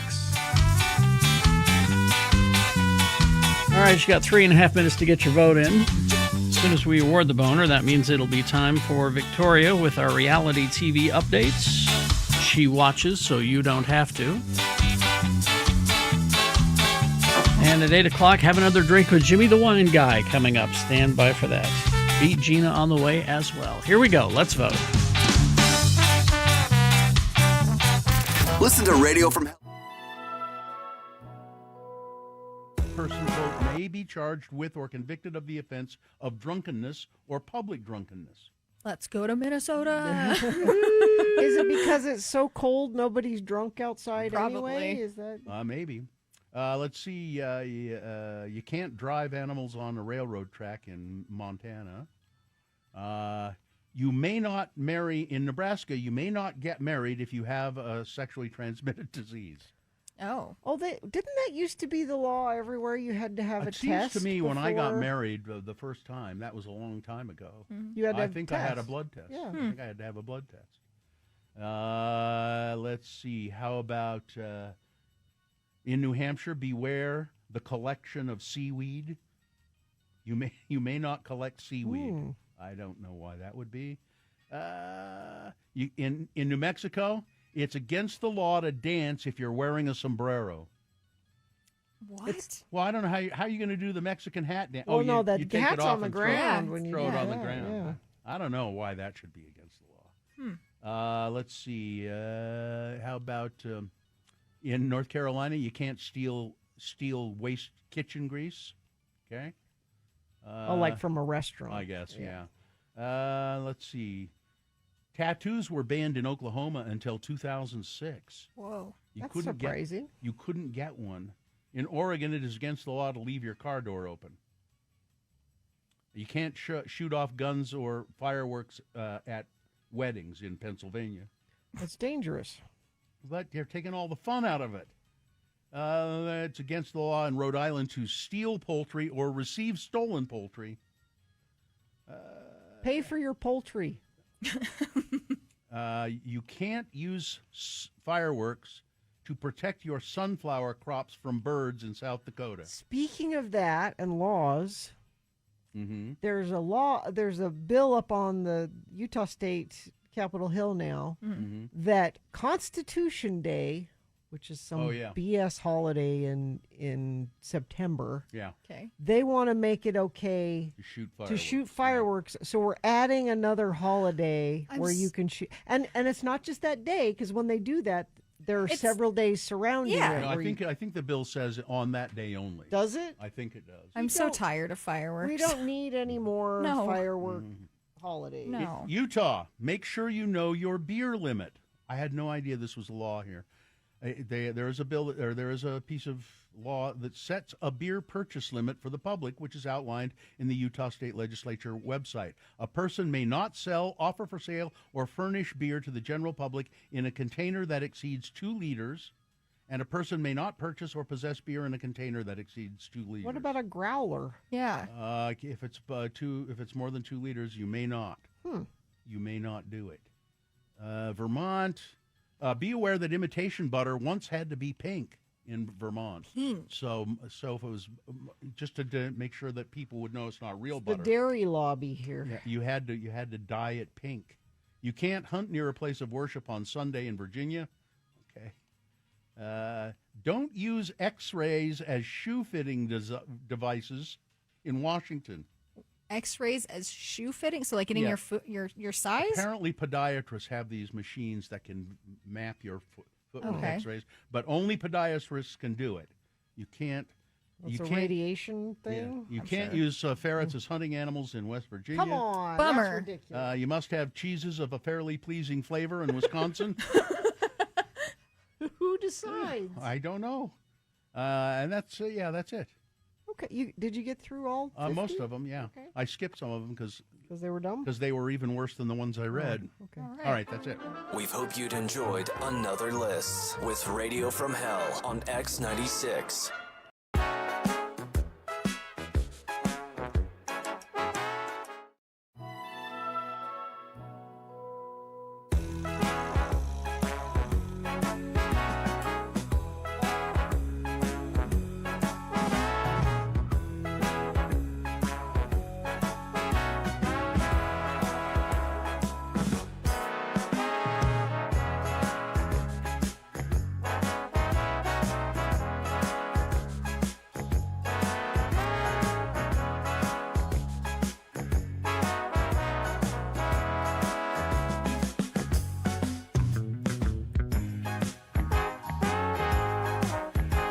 All right, time to award Boner of the Day. And the Boner of the Day is brought to you in part by a Vostok hamburger. A what? A hamburger from Vostok. I don't know what that is. It's a hamburger place, and it's called Vostok. Okay. All right. And Feldman's Deli, Utah's authentic Jewish deli with expanded hours, now open Tuesday through Saturday, 8 a.m. to 8 p.m. for breakfast till 10:30, lunch, dinner, live music Fridays and Saturdays. More information at feldmansdeli.com. Coming in a distant third was the ants. Those are ants, you say? The Korean place that's putting ants in the ice cream. They're among those promoting edible insects, though, is New York City-based chef Joseph Yoon. And he's the executive director of Brooklyn Bugs. Mm-hmm. And he makes tarantula tempura and caramel popcorn with grasshoppers. Like I said, as long as you know that's what you're getting, I guess so. you Yeah. know, then that's I fine. guess so. But it's the hiding of it that I have a problem with. Somebody said Heavy Metal Ants is a good band name. Yeah. Boner candidate number 2 came in second with 48 votes. That's the Ford Auto Company. But winning with 183 votes, Boner candidate number 1, using Medicaid as a weapon. Which states will be next? That's your Boner of the Day for today, July 23, 2026. No Boner of the Week because we won't be here tomorrow. Yay! FYI. Everybody's breathing a sigh of relief about that. All right. Let's see. Is this sponsored? Stay entertained this summer. Go to Haster Games for board games, Magic the Gathering, Pokemon, miniatures, dice, paints, and more. Visit locally owned and operated Haster Games, 6831 South State, or HasterGames.com. I'm a bitch, I'm a lover, I'm a child, I'm a mother, I'm a sinner. Well, here she is, Victoria. Victoria in Chicago, the Windy City. And she's here to talk about reality TV shows. And what are we going to go into today, Victoria? So what we're going to talk about today are the Emmy nominations for reality TV. Because I didn't realize all the categories that there were, and we're going to learn about different subgenres of reality TV, whether you want to or not. All right. And so, and it was actually kind of fun because I had never thought about the different subgenres, and then it was fun I basically just Googled all these and just whatever wiki told me, that's what we're going with. Because there's some things I haven't seen, of course, and there's some that we're familiar with. I did want to share that while I was Googling these, one of the follow-up prompts Google asked me was like, are you looking to pitch a show? So that might be the next thing I work on. Oh, perfect, Victoria. You should. You should do that. Thank you, Gina. All right, so there's three categories, big categories that I think are worth talking about. So there's the structured reality program, there's unstructured reality, and then there's competition. Okay. So here are the shows that were nominated for structured reality, and what Google says is that structured reality is a consistent storyline template or arranged format rather than just spontaneous events. Okay. Uh-oh, somebody important's trying to call me. Okay. So the first, they'll have to wait. So the shows nominated for structured reality are Antiques Roadshow. We're familiar with that. I used to watch that quite a bit. Yeah, and it's been on for 30 seasons. Also, I will say in reality world, seasons are different. And so I think some of them follow annual and some are just their own world. Yeah. Diners, Drive-Ins, and Dives, I think we're all familiar with that. Guy Fieri, that is nominated. So Love is Blind. So the next three are Love is Blind, Queer Eye, and Shark Tank. I'm going to pause at Love is Blind because I think this is the most unfamiliar to us. I don't really know it, no. Yeah, this is a very popular, very, very, very popular show. It's been on for 10 seasons, apparently. I didn't verify, is that annual or is it twice a year? And I can't wait for the chat to yell at me, all that they know, because I think this is a thing. It's on Netflix. The hosts are Nick and Vanessa Lachey, which, if you remember, Nick Lachey was on one of the OG reality shows of the Newlyweds with Jessica Simpson. Yes. So the concept of the show is that they're looking for emotional connection without physical attraction. So I guess people interact without seeing each other, and then anyway, so I could explore this for us because I've never watched it, but it's very popular. Anyway, and I think we're all familiar with Queer Eye and Shark Tank. Enough of us are familiar anyway. Okay, so then the unstructured reality, which is these are the unscripted shows, and I had often just thought of reality as unscripted. But what now Google these are said really unscripted. Well, or do they provide? I mean. I'm going to defend the lack of a script, but I will emphasize production because what they obviously casting, how it's edited, will affect the storylines. And so I will say it's produced, but I don't think it's scripted. I really don't believe that. And this definition made sense to me that it's about how people act and react to things rather than a formula. So if we think about the other shows I was just talking about, there's a formula, right? To each of those shows. So the shows that were nominated for unstructured reality are America's Sweethearts, Dallas Cowboys Cheerleaders, which this surprised me. I haven't watched it. But I thought this was like a docuseries, and so I might have to go check this out to see how it fits into reality versus documentary, but whatever. Love on the Spectrum is very, very popular. I've never seen it. It's People on with Netflix. autism? This is... Yes. It's huge. Huh. Go ahead, Gina. I know a lot of people that watch that and love it. Yeah, they really, really like it. I've never watched it. It's apparently very controversial about whether or not there's masking going on that's being encouraged, and then whether we're exploiting people. But people really, really like this show. Yeah. Anyway, Emmy nominated. RuPaul Drag Race Untucked. So I did not know this was a thing. So apparently there's a show that's behind the scenes of RuPaul's Drag Race. And so what it sounds like to me is it's the drama, not the competition. And so it's about how they're all interacting with each other. So anyway, Emmy nominated. The next show is Summer House. I have seen this. It's on Bravo. I'm not caught up. And what it is, it's people, young people who work in New York, and they all share a house together in Montauk, and then they go there on the weekends to party, and then they're dating each other and they're interacting. There was huge drama this year that has been compared to Scandival that I told you all about from Vanderpump Rules.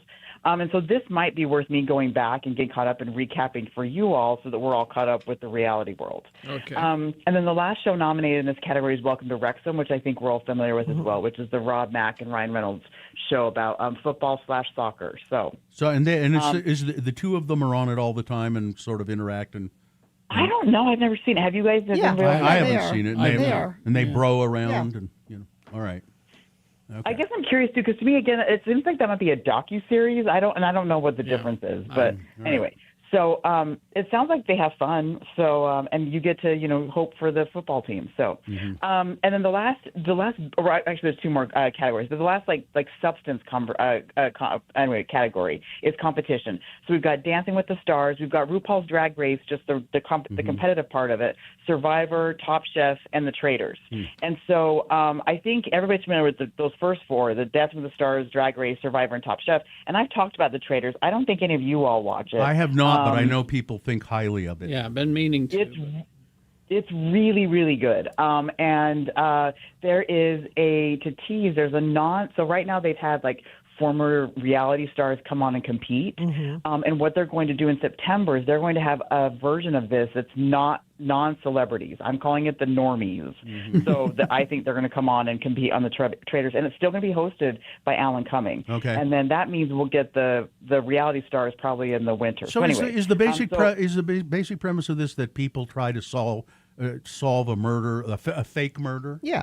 So they come up with a murder, and then the contestants try to solve it.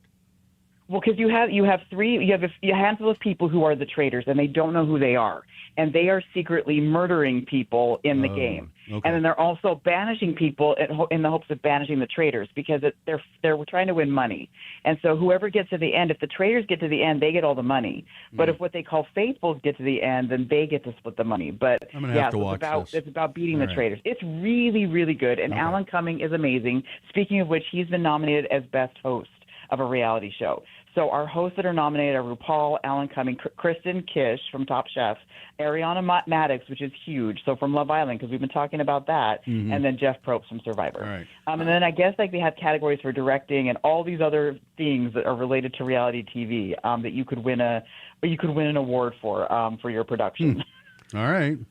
Usually I love Kristen Kish on Top Chef, but this year she just seemed like she was bored. Oh. So. Maybe she's got something on her mind.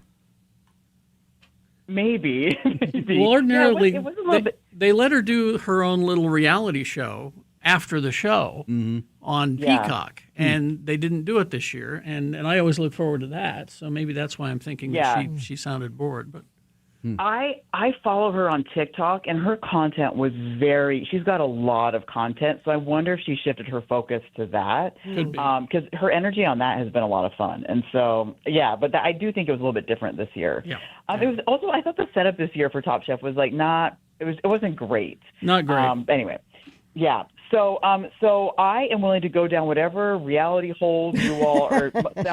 I guess to me, I was thinking about it because it's the thing you're interested in, but also not interested in, and that's popular, right? It's this weird intersection of what do we care about. Yeah. And so I could just try all of them and come back and tell you, I could tell you more about Love Is Blind, because I'm curious how that is considered structured compared to other dating shows.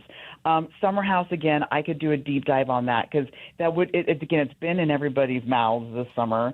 And you can get a handle on that. And then, the only thing about Summer House is that I don't give a rat's ass about young professionals working in New York. I just don't. I could not care any less than I care right now. And they're absolute twerps. I will tell you, they are not likable. Also, for those who do watch Summer House, I've never liked Amanda, so good riddance to her. But I'll be ready for the hate mail on that. The other shows that I've noticed that I'm like, what is this show? I noticed that on Peacock, a new show or a new season premiered of Married at First Sight, and so this is season 20. There's 2 new episodes, and I guess like people marry strangers. That seems like a good idea. Love on the Spectrum was at a Mammoth game this year. Maybe that would be a good one to look into. Love on the Spectrum. Okay. All right. I'll take a look at it. Okay. I'll come back and do some more research and come back and let you guys all know. Thank you so much, Victoria. Thank you, Victoria. All right. Thanks, guys. Follow me on Instagram at Judgy Empath. Thank you. Bye-bye. To see the softer side. Crash northbound Vaxadan 146 south in Draper off to the right shoulder. Crash northbound 7th east at Fort Union Boulevard. Crash northbound I-15 140 south in Draper. That one should be cleared up by now. I think that's been there a minute. And whatever you're seeing or not seeing, you can text us and let us know at 33986. And somebody's paying for this. I know somebody wants to pay for this. I bet I know who. Event right here. Beat the heat before it gets worse. Aereo Home Services is your local whole home service provider for HVAC, plumbing, and electrical. Schedule now at aereohome.com. All right, Jimmy, the wine guy is here, and he will be in the studio right after these messages. Stand by. Farmers Market. Everybody's happy that the Salt Lake Farmers Market is back at Pioneer Park every Saturday, 8 a.m. to 2 p.m. People are like, how are they doing that with all the construction? They figured it out. It's still got over 300 local small businesses there. They just have it configured in a little bit different way than they've had in the past. There is a beer garden every other week at the Level Crossing Beer Garden down there. And not just produce, of course. You've got all kinds of small businesses, arts and crafts, fresh baked goods. But the produce is the star of the show, of course. It is all freshly picked and right there ready for you. It can't get fresher than this. Fresh strawberries, garlic scapes. I still want to try those. They're supposed to be really good. They go fast, though, so get there early if you want those. Microgreens, arugula, English peas, pea shoots. Of course, all your fresh herbs. You can smell them before you get to the booth. It's a whole vibe. Take the family, see your neighbor, meet your community. Just make it part of your weekly shopping is going to the Pioneer Park Farmers Market, 8 to 2, going on through October. Learn more at slcfarmersmarket.org. Vaxadan, our radio pup, finally has a sponsor. It's Zero Res, and this time of year brings a lot of dirt and things through your house, damaging your carpets. Vax says book your carpet cleaning appointment today. Not only do you get the 4th room free, but your animals will thank you with extra love. Go to zerores.com today. I want to know how you're feeling, Gina. Are you okay? Because you drank some caffeine. Well, so we had the donut critic on today who brought in these new caffeinated protein drinks. Well, they're chocolate milk. Which are, and they're super tasty. Yeah. Yeah. Maybe that was part of the problem. Well, now what he said is that the regular ones are caffeine equivalent to a cup of coffee. Yeah. And then there's this one that is 2 cups. I didn't have that one. You didn't have this one. I had the 1 cup, but my heart's going blah, blah, blah, blah, blah, blah, blah. From that 1 can. Well, but see, I already had a coffee this morning. I was going to say, because you stop for coffee every morning. And a Diet Coke. This is almost gone. And so she has a Diet Coke. I had these previously. Gina, I think that was not a good move. Gina, I had a Coke Zero this morning. Then I've been working on my coffee, my Mill Creek coffee here, and then I drank one of these as well. These things that he brought in that are caffeinated, and you know what? I could take a nap right now. I mean, I'm fine. I'm tired all the time. That's right. That's exactly what it is. I'm just tired all the time. So tired. You poor thing. I mean, I'm kind of feeling it. I can feel it right about here. But you've had, how much coffee have you had this morning? Well, this morning when I get up, I had, I'm not quite sure how to describe it. This stuff I put in my water that's supposed to wake me up and invigorate me. But that's caffeine, isn't it? I don't know if it has caffeine in it or not. It's got some sort of vitamins of some kind in it. And then I have my Mill Creek coffee. Guatemalan today. and then I had this just now, Yeah. strawberry milk with caffeine. And like I said, I wasn't feeling it until a few moments ago, and now my eye started to twitch. You got a twitch? Oh, I forgot to mention. On top of all of this stuff that I've had, I take a Provigil every morning. Oh yeah, which is which is like airline pilots' wake up pills. Special trucker aspirin. And you're still fine. Yeah, You're still. Yeah, I could drink a pot of coffee and go to bed at night. Tired all the time. Because I'm tired all of the time. And my pants are heavy. I'm just a poor little heavy panted tired boy. Yeah, I'm sorry that it affected you that way because these are delicious. They are tasty. I know what it was. You see, I drank the vanilla flavor, and you drank the chocolate flavor. I had strawberry. And you had strawberry. I think the vanilla flavor, even though they all have the same amount of caffeine in them, I believe, the vanilla flavor would still just be not as effective because it's vanilla. No naps for me. Do you take a nap? Yes. Of course she does. I almost never take a nap. I have to be exhausted before I'll take a nap. You stop by Beto's on the way home. You eat under the overpass. I have my systems. And then you go home and nap. Are you regular? Yes. Oh, In fact, good. I gotta go. Right, Do you ever 'cause fall? I got another thing Do you ever going. fall asleep in the car? Yes. All right. While you're driving? Goodbye. Goodbye, everybody. Goodbye.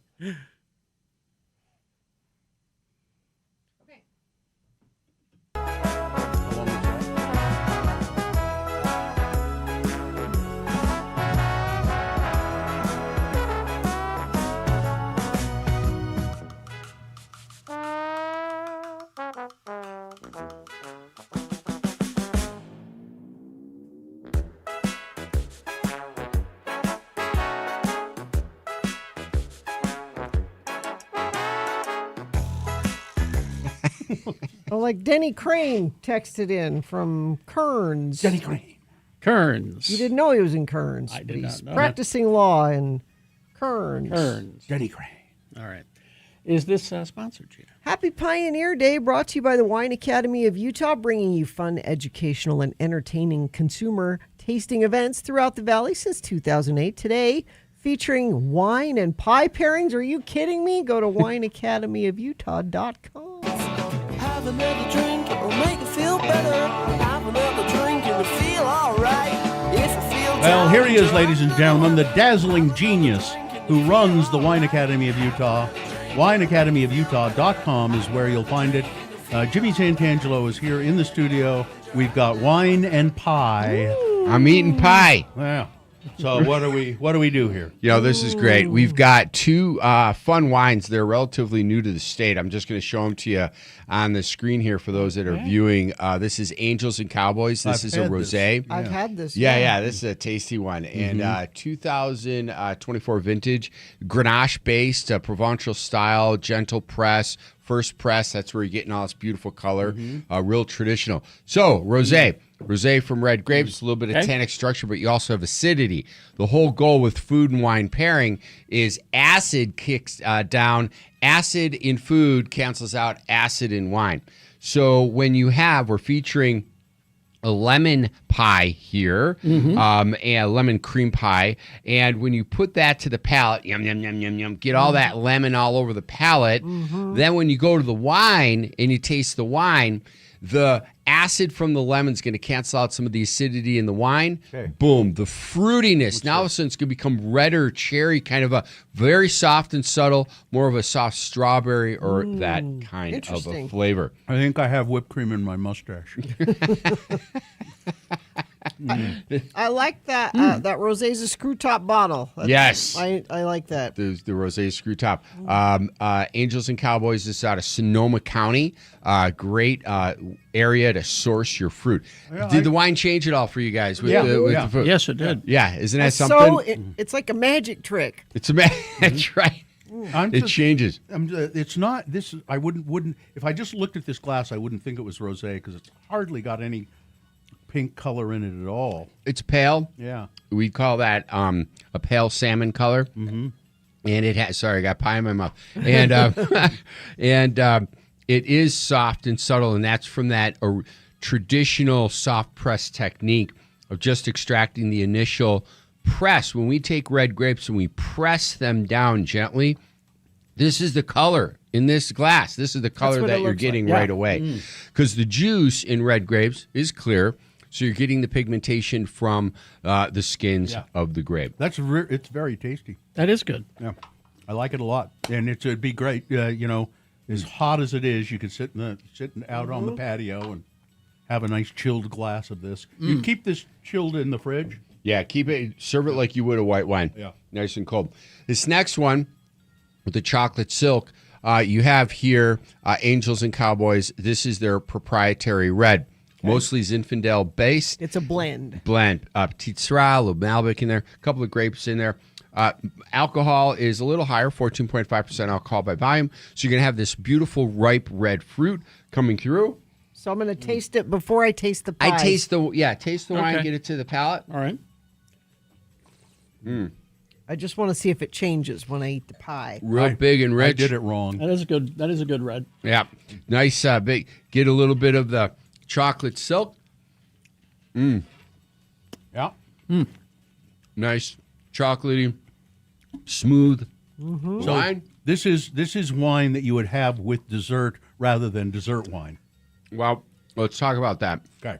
What I love about this red with that chocolate, it makes the dessert less sweet. Yeah. So what's going on there is this, and to Bill's point, when you pair food and wine, dessert and wine together, wine with dessert, you got to make sure the wine is sweeter than the dessert. So that's why a port's so good with a chocolate cake or a late harvest Riesling or Sauterne with creme brulee or something of that nature.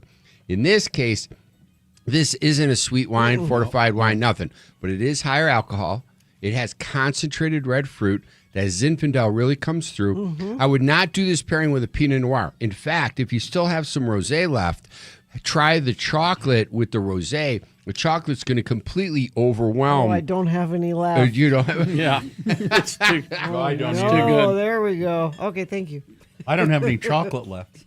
Lick the spoon. You got a little residual Let's on see. there. Let's see. That'll give you enough.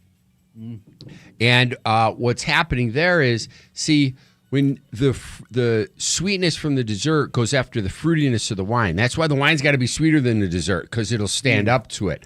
Whereas It doesn't taste like anything at all. it completely overwhelmed it. That's so So weird. the chocolate completely overwhelmed the rosé. It tastes like water. Yeah. You're welcome. That's bizarre. That's bizarre. I don't. Isn't it Thank crazy? you, Jesus. I don't want Turn my water into wine. I don't want my wine to taste like water. Yeah, that's why it's important what you pair It with. was all water once. That's really interesting. Yeah. Wild. Yeah. So this Or should I proprietary say- red. Or should I I'm- say Jesus? That's what I should be saying. I'm jonesing for a steak. I'm jonesing for protein with this proprietary red. Yeah. But it's a good demonstration of how certain reds, outside of even being sweet, and there's no residual sugar in there, it's not fortified or anything of that nature, can still stand up. Now, this is a very creamy, savory, pudding-like chocolate. Yeah. So it's that softer style chocolate. Not like That's a why dark- it works. It's not like a dark chocolate. It's not a volcano Yeah. chocolate cake or whatever back in the day. You know, it's not this big, rich, dark chocolate. That would overwhelm the wine. Yeah. Whereas, so it was kind of fun to experience that with the rosé. Wow. These are very, very good, and the prices are good. $18 for the rosé.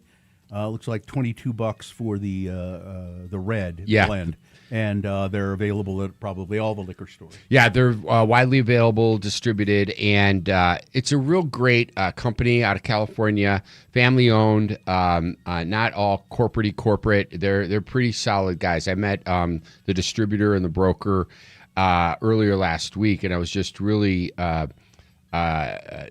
impressed with the flavor characteristics, and they're really sourcing the fruit from classic areas out of Sonoma. And we should point out the liquor store is closed tomorrow.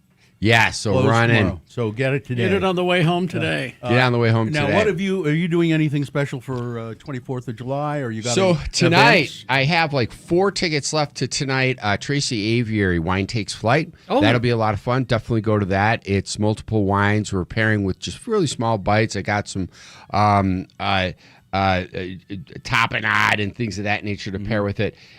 But you're out there in the grassy area outside of the Chase Mills building on the property of Tracy Avery within Pioneer Park. That's a lot of fun, or not Pioneer Park, Liberty Park. Liberty Park. And that's a lot of fun to be able to do. We do that each and every month called Wine Takes Flight. Go to wineacademyofutah.com for tickets. Yes, go right to the box that says ticketed events, and it'll show you anything else.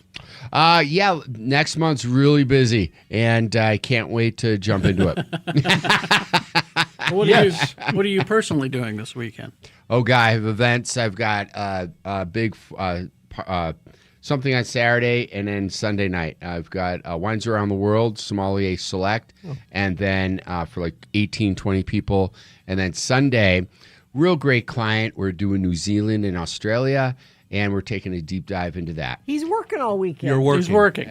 Yeah. Well, it's a job that he loves. However, that's true. Yeah, in the words of my father, he told me years ago, if you find a job that you love to do every day, you'll never work a day in your life. Your father was a hairdresser, is that yeah, right? That's right. Yeah, he's a barber. Yeah, and you wanted to be. You thought you were going to be a hairdresser. Yeah, I kept cutting myself, so I'm like, maybe this ain't for me. All right, Jimmy Santangelo, the Wine Academy of Utah.com. Splishy Splashy Jimmy, thank you so much. You got it. Enjoy your weekend. Be safe. Happy Pioneer Day. Thank you, sir.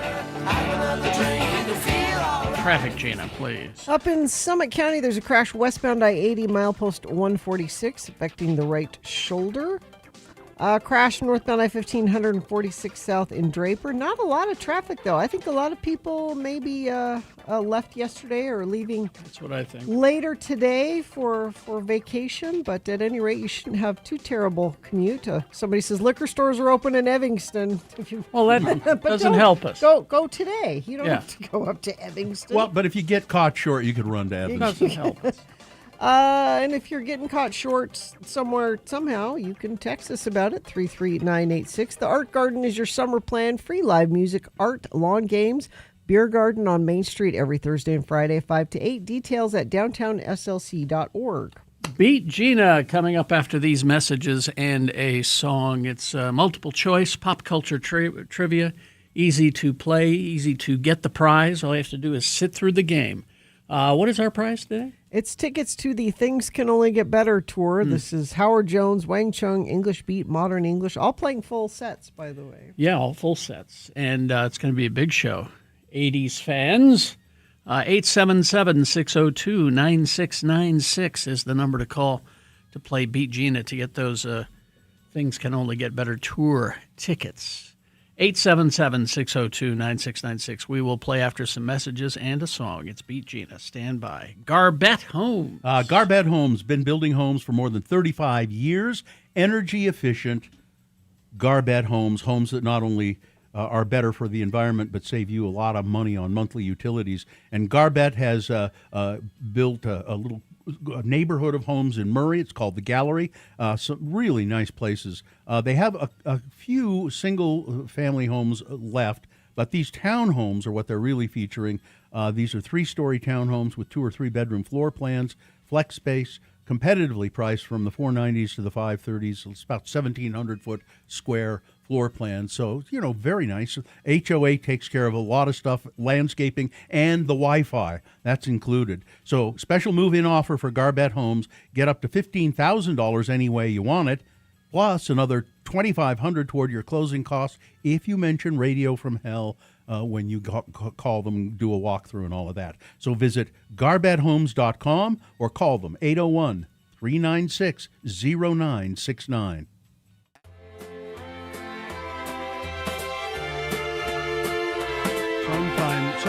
I think people like Marjorie Taylor Greene and others of her ilk would call me just a sissy or a fraidy cat. Certainly. A fraidy cat.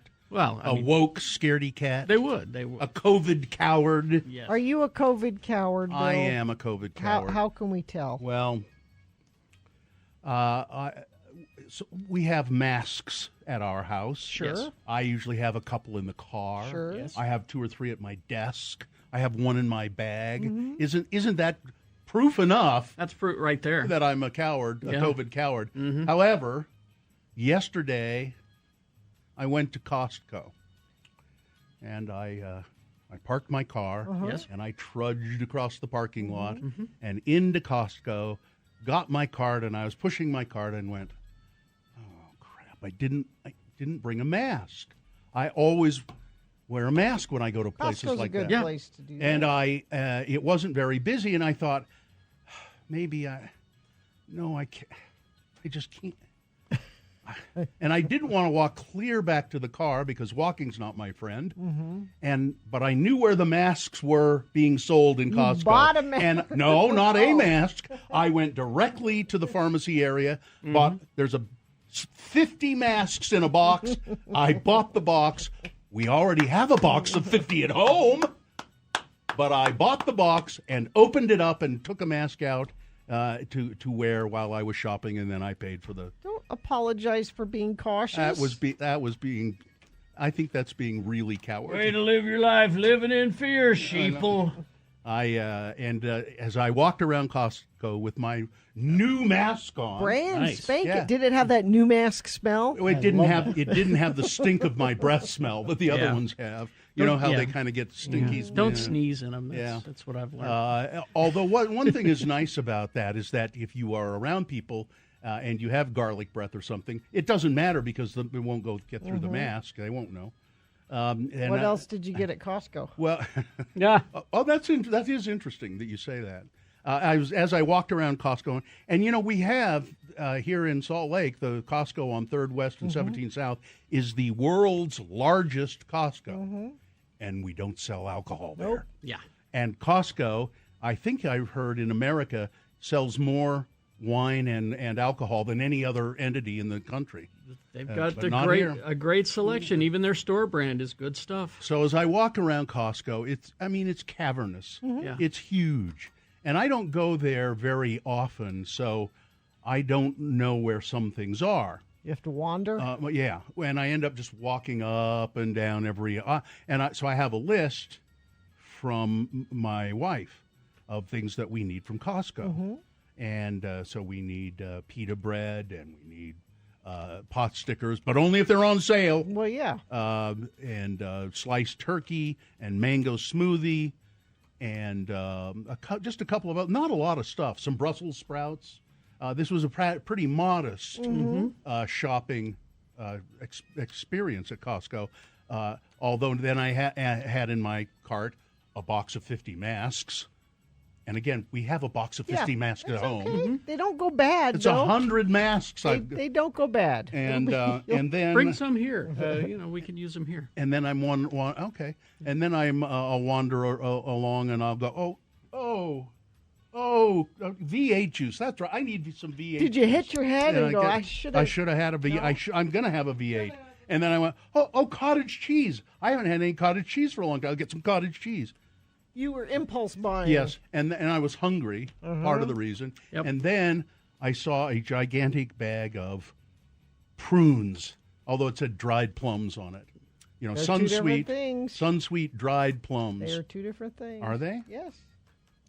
I My thought dad they were grew the- up on a prune farm, Bill. I know. Oh. I've heard tales of. You do tell not me the call- difference. He's They a are plum. He's a different plum fruits. purist. That's what he is. Tell me the difference, because as I recall, it was an advertising difference. They had a hard time selling prunes to people, so they changed the name to dried plums. Anyway, I bought a whole bag. It's 3 pounds. Well, I like them, but it's going to be a while before You're going to be Aaron Rodgers for a while. Well, I go easy. I'll do 2 a day at most. Here's a texter. Don't worry, Bill. I ended up yelling at one of the workers at Costco because he was telling everyone to squish together for the lines, yelling, "No more COVID, move up." I yelled at him that he was an idiot and the reason why we still have an outbreak. And I one nice thing at Costco too, and I always look for him when I go there. There's a guy that works there, and all he does is collect carts. Yep. Kenny. Yeah. It's Kenny, and I think he's from New York. He always spots us. Yeah. And whenever we go. I hadn't seen Kenny for a long time. I met Kenny at Costco. He's from New York. He found our show and he loves our show. But this is my encounters with Kenny every time. Kenny, Bill, how's it going? Good. How's the radio? Good. How's the family, Bill? Good. Have a great day. Yeah, that's it. That's Kenny. Yeah. I like Kenny. Yes. So prunes. Yes. Yes. So there are many varieties of plums. Of course. Okay. Not all of them can be made into prunes. There's a specific variety of plum that can be a prune. Okay. That's fine. So fine. not all plums are prunes. Correct. No, not all. Not all plums are prunes. Right. There are many varieties of plums. Only certain ones can be. Only made. certain ones. Only certain ones can be prunes. Yes. Okay. Or perhaps dried plums. Yes. So dried plums and prunes are the same thing. It really was. It was the national or the California Prune Board who said people aren't buying enough prunes and we think they got a bad rap. Let's change it to dried plums. People love dried fruit. Let's change it to dry. They're prunes. They're prunes. And my wife did say, I've seen a lot of recipes lately for like chicken with prunes cooked, and pork with. So I'm going to try some of that. You're going to be all Aaron Rodgers in the bathroom now. No, I go easy. I know my limit when it comes to prunes. Excuse me, dried plums. See, COVID coward, you were calling yourself. Yeah. Sue and I went to this baby shower on the weekend, and we pull up to the house, and there's a lot of cars. Mm-hmm. And I got nervous. You know it's going to be crowded. She said, "We can't." These are my friends. Everything will be fine. And I said, "Okay, great." And then I'm walking up, and one of the cars had a Trump bumper sticker on it. I turned around, and I said, "We're not going in. We're not going in. I'm sorry." Did she? She said, "No, you're going in." And you did go in. And I did go in, and I went downstairs where no one else was, and I hid down there. But you had a mask too, right? No, I was not allowed to bring in a mask. Oh. Did you identify who was the owner of the Trump car? I have a feeling. Didn't really. I don't think you'd want to really try to find. Didn't want to try to find him, but I have a feeling I know who it is.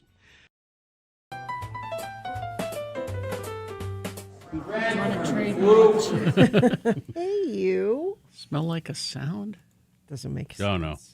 Yeah. Yeah. I'm Beat Gina announcer Johnny Ola, and today's sponsor, Beat Gina sponsor, comes with a warning. Use of this product may draw undue attention from agents of the Immigration and Naturalization Service, so be careful how you use this product. To get the tan that turns heads, the Saint Tropez tan, you need Bain de Soleil. Well, indulge in the rich, luscious gelée that started it all on the French Riviera. Bain de Soleil's famous white and orange formula coats your skin in sheer moisturizing luxury, soaking up every warm ray while protecting against dryness. It's not just a tan, it's a statement. Deep, dark, and deliciously rich. Bain de Soleil for that Saint-Tropez tan. Bain de Soleil for the Saint-Tropez tan. You'll find Bain de Soleil at Paul's Carcinoma Castle on the old highway just west of town. And just a bit of advice from your old pal Johnny Ola. Yes. Bain de Soleil means bathe or bath of the sun. So take a good look in the mirror and keep an eye on those moles. Yes. And now, here's a host whose milky white skin is the envy of hosts everywhere. Amen. Carrie Jackson. Thank you, Johnny Ola. Yeah, it was just oil. It was just. You have to be careful, though. Go cook in the sun. There was no SPF. No, it was just oil. No. You get that Bain de Soleil tan, and the immigration agents may come after. You're asking for it. The randomizer has picked a contestant. Gina, you'll be playing against Jesse today. Jesse, are you there? Yes, I am here. Jesse is flying 30,000 feet above us in his jet airplane. Jesse, we're going to toss a coin to see who goes first. It will give you the advantage of the game if you call it correctly, heads or tails. Heads. Heads. Let's see what happens. Oh, it's tails, Jesse. Sorry. Jesse, you're going to have to work hard to win these. Things Can Only Get Better tour tickets. They're coming July 29th to the Maverick Center, featuring full performances by Howard Jones, Wang Chung, The English Beat, and Modern English. I'd go just to see English Beat, but you get all those other great bands, too. Yeah. All right. And Howard might be in the studio on Tuesday. I always say might with rock stars. You never know. Because you never know. All right. Okay, because you lost the coin toss, that means Gina goes first. Pay close attention to this question, though, Jesse, because if Gina doesn't get it correctly, I'll let you answer the same question and you can steal her point away. We'll go back and forth till one of you gets 3 points. And I'm going to let you each choose between Jaws trivia and Barbie trivia. Oh, we can go back and forth? Okay. You can do whatever you All want. right. Whoever's in charge of the questions. So the first question is for you, Gina. Jaws or Barbie trivia? I will take Jaws trivia. Jaws trivia. First question. Gina. In Jaws 2, what was the name of the rocky island with an electrical relay station on it? Okay. It was in the finale. Come on. Come on, Gina. Come on. Of course, everybody knows that.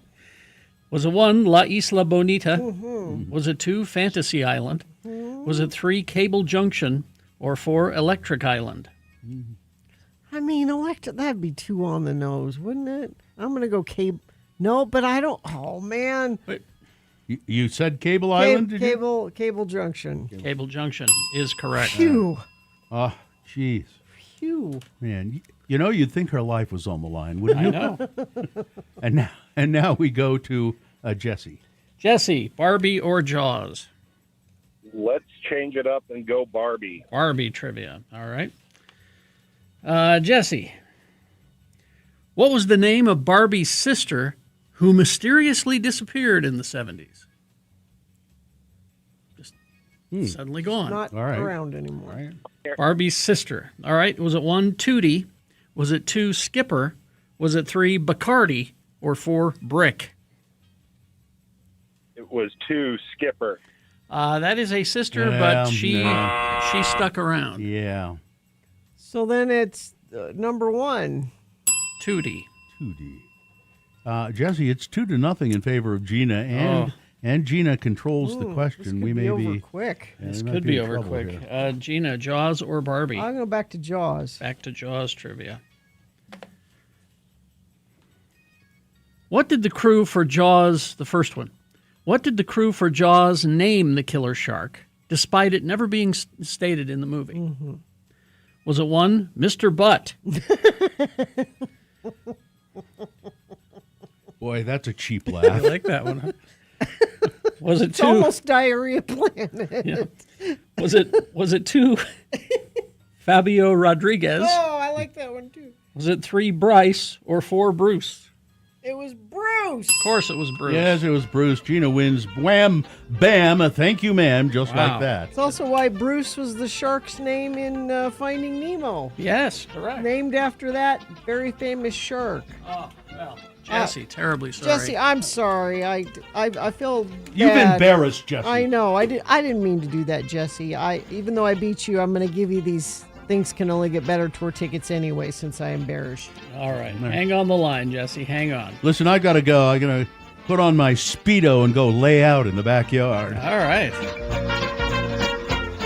Okay, big boy news now brought to you by Box Elder County is being asked to take on the risks of a massive Stratos data center while the developer gets special treatment. Stewardship Utah is working to stop the project because decisions this big should include the people who live here. Learn more at stewardshiputah.org/X96. And never, ever, ever forget. The views expressed on X96's Radio from Hell show do not necessarily reflect the opinions of Broadway Media, its management, owners, or advertisers. This program is intended for mature audiences. Parental discretion is advised.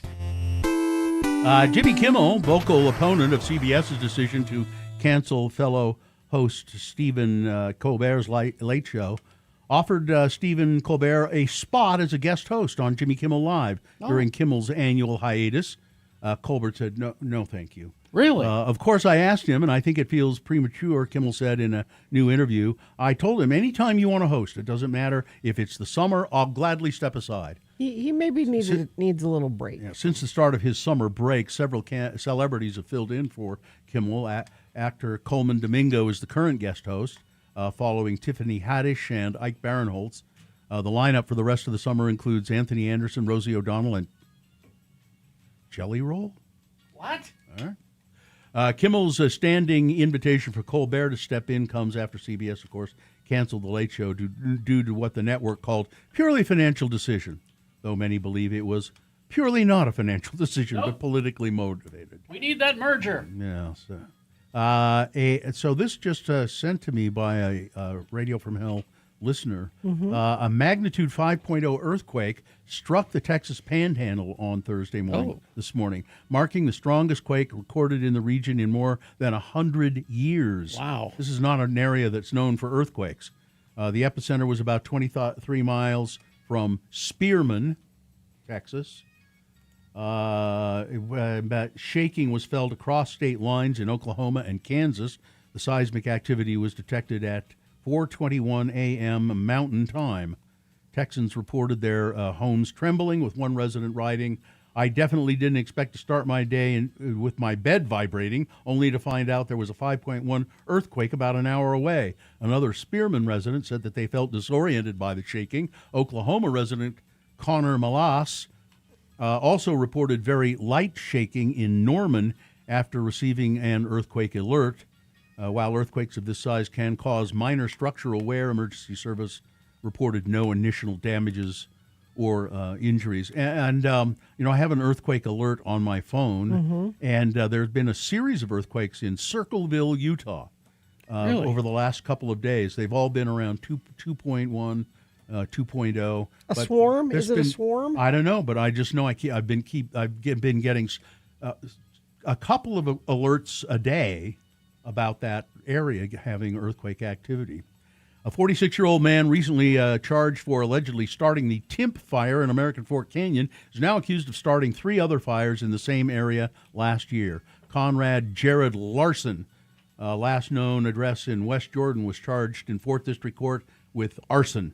He's accused of starting fires near the Timpanuki campground July 6th. On July 6th, firefighters responded to 3 small fires in the area. A witness saw Larson headed there the night before. The fires were determined to have been started independently. And then in July of 2025, there was some fires, and they have tied him to those fires as well. This is a bizarre story, which I didn't make a boner candidate because it's animal cruelty, but arsonists used cats to spread Italy's wildfires. What? As wildfires blazed in southern Italy this week, authorities probing for arson found a grisly clue. Cats with flammable-soaked rags tied to their tails. Oh, my gosh. These animals were released into the fields, running around and spreading the fire, said Domenico Costarella of Calabre's Civil Protection Agency in a video posted on Facebook Tuesday. He added that other pieces of evidence also pointed to arson, including candles lit among flammable rags and delayed ignition devices. Firefighters are still working to contain the fires around Calabria's Pollino National Park, according to the Italian broadcaster RAI. Those people should be buried under the jail. Yeah.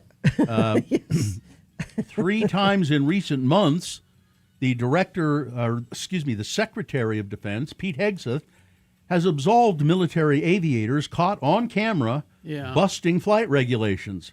The message to pilots is clear. As long as you do what looks cool and puts on a show for the public, you can break flight rules without any consequences. That's all they care about. It's a TV show. Just Friday, a member of the Blue Angels, the Navy's flight demonstration team, buzzed Pensacola Beach at an extremely low altitude and a high angle of bank, close to throngs of spectators. Captain Adam Bryan, the Blue Angels team leader, conceded on camera that the aviator in the video had put himself and the crowd in an unsafe situation. The aviator admitted, "I miscalculated the turn." He was apparently taken off the flight schedule. However, Hegseth, before all the facts came in, said the flyovers will continue until morale improves. In March, 2 pilots pulled off an unauthorized low flyover near the Singer Kid Rocks estate, and the Army suspended the airman, but Hegseth overruled that. And, so there you go. He's saying everything is okay as long as you look cool. This one on the beach, the audio, they said that the loudness of the sound it could have damaged a lot of hearing. Yeah. I was on Pensacola Beach in a beach house in the late 70s, and it was very, very early in the morning, and I nobody was awake. I was sharing this beach house with a bunch of actors, and nobody was awake. I thought, I'm going to go down to the ocean. It was just, 50 feet away. And I go out the back door, and I start to walk toward the beach, and I hear this sound, and I look up, and I swear to God, at eye level, the Blue Angels, 4 of them, tight formation, and maybe only 100 feet off the ground. Jesus. And now there was nobody on the beach at all. It was so early in the morning. But, they were just having some fun on their own. But, I mean, it was almost like I could touch them as they went by. And then then I looked to the right, and they were going so fast they were gone. They just disappeared. It was, and then I just stood there for 10 minutes going, what? Mouth agape? What? What did I do? I know I was drunk last night, but let's see. Oh, this is going to really make you mad. A week after Donald Trump reduced Bears Ears National Monument by 91%, federal agencies are taking down signs outside of the new boundaries and removing the seals of the 5 tribal nations from those that remain. The removal of the Bears Ears National Monument signs and tribal seals is the physical manifestation of last week's proclamation. Davina Smith Ajisa, co-chair of the Bears Ears Intertribal Coalition, said the seals were added to the roadside monument signs in 2022 when the federal government and the 5 tribes, Hopi, Navajo Nation, Ute Nation, Tribe of the Uinta and Ure Reservation, Ute Mountains, Ute, and Zuni, a bunch of tribes who don't necessarily all get along, signed a cooperative agreement for the monument. The Bureau of Land Management confirmed in a statement to the Tribune that it has been told to take down the tribal seals. Why? Why do you think? You're going to like President Trump. Nope. Fox News alum Bill O'Reilly, yes, he's still alive, has urged Donald Trump to take a month off. The 76-year-old wants the 80-year-old president to step back. As America remains locked in a steady war with Iran, the cost of living spirals, and ICE agents' repeated accusations of fatal confrontations on the home front. As you know, I've known the president for 35 years, and he's 80 years old right now, O'Reilly said. Now I've noticed that he's hunching over a little bit, and that's normal. I mean, you get older, every malady in the world is going to visit you. So my advice to Donald Trump is just take the next month off. If you can get into an environment where you like golf and relax a little bit, I mean, you got to deal with Iran. I understand that. A month off? Take a month off. Yeah. Everybody understands. Can you imagine Obama taking a month off? Take a month off. Just take a break. And this was at the end of Bill O'Reilly's show, and he sounded exhausted. Stephen King was just recently. Now, some of his books have been banned by some school districts here in Utah, and he made some comments initially about it, and now he's speaking out more about it. He was at the Penn Literary Gala at the American Museum of Natural History Tuesday of this week, and he wrote to the Salt Lake Tribune. The thing is this is Stephen King. I get letters from teenagers all the time that say things like, I wasn't a reader, and this is Gina Barberi's story. I wasn't a reader until I picked this book up. It's true of The Stand, that was Gina's entry, and Pet Sematary, but even more true of Different Seasons, a collection of 4 short novellas tied together through various seasons. 3 of the 4, Rita Hayworth and The Shawshank Redemption, Apt Pupil, that's a really strange story, and The Body, inspired film adaptations. Most of them have seen The Shawshank Redemption, and teens like a story about an innocent man escaping jail. The Body, made into the movie Stand By Me, is even more relatable to teens. All I'm saying is that if the book is in high school libraries, some bored teenager might pick it up and find out how good stories can be. Yes. Yeah. Under a 2024 Utah law, if 3 school districts or 2 districts and 5 charters remove the same book for containing objective sensitive material, all public schools in the state must remove the book. Let's inspire kids to read. My niece, I was talking to her before they were going on vacation, and she's like, she's not a big reader. She's like, my mom says I need to get a book to take on this trip because there's going to be times when we can't, watch whatever. And she's like, I just don't know what to do. And I said, well, you kind of like true crime, those true crime podcasts, right? So I gave her my copy of Gone Girl, which is not a true crime book, but it's a realistic-y, kind of story. It's a mystery, yeah. She sent me a text while they were on vacation, and she said, "Oh my God, I love this book." And I said, "Guess what? That author's written other books that you can I feel like it you just get them hooked with one. It shouldn't matter what it is." Listen to what one of the things. I know we got to go, but here's what Stephen King. Let me finish up with what he says. He says, first and foremost, the book wasn't really banned. I mean, I assume it's still in bookstores and many public libraries because free expression is part of the American ethic, King said. I hope this will be instrumental in the various Utah school boards changing their minds about different seasons. He's the most banned author in U.S. schools, according to a report from PEN America. Wow. Just be happy your kids want to read a book. All right. Sports, weather, traffic. Okay, RSL lost. We're back to regular season stuff now. They lost to LAFC yesterday 3-1. Utah Royals play tomorrow. They play North Carolina.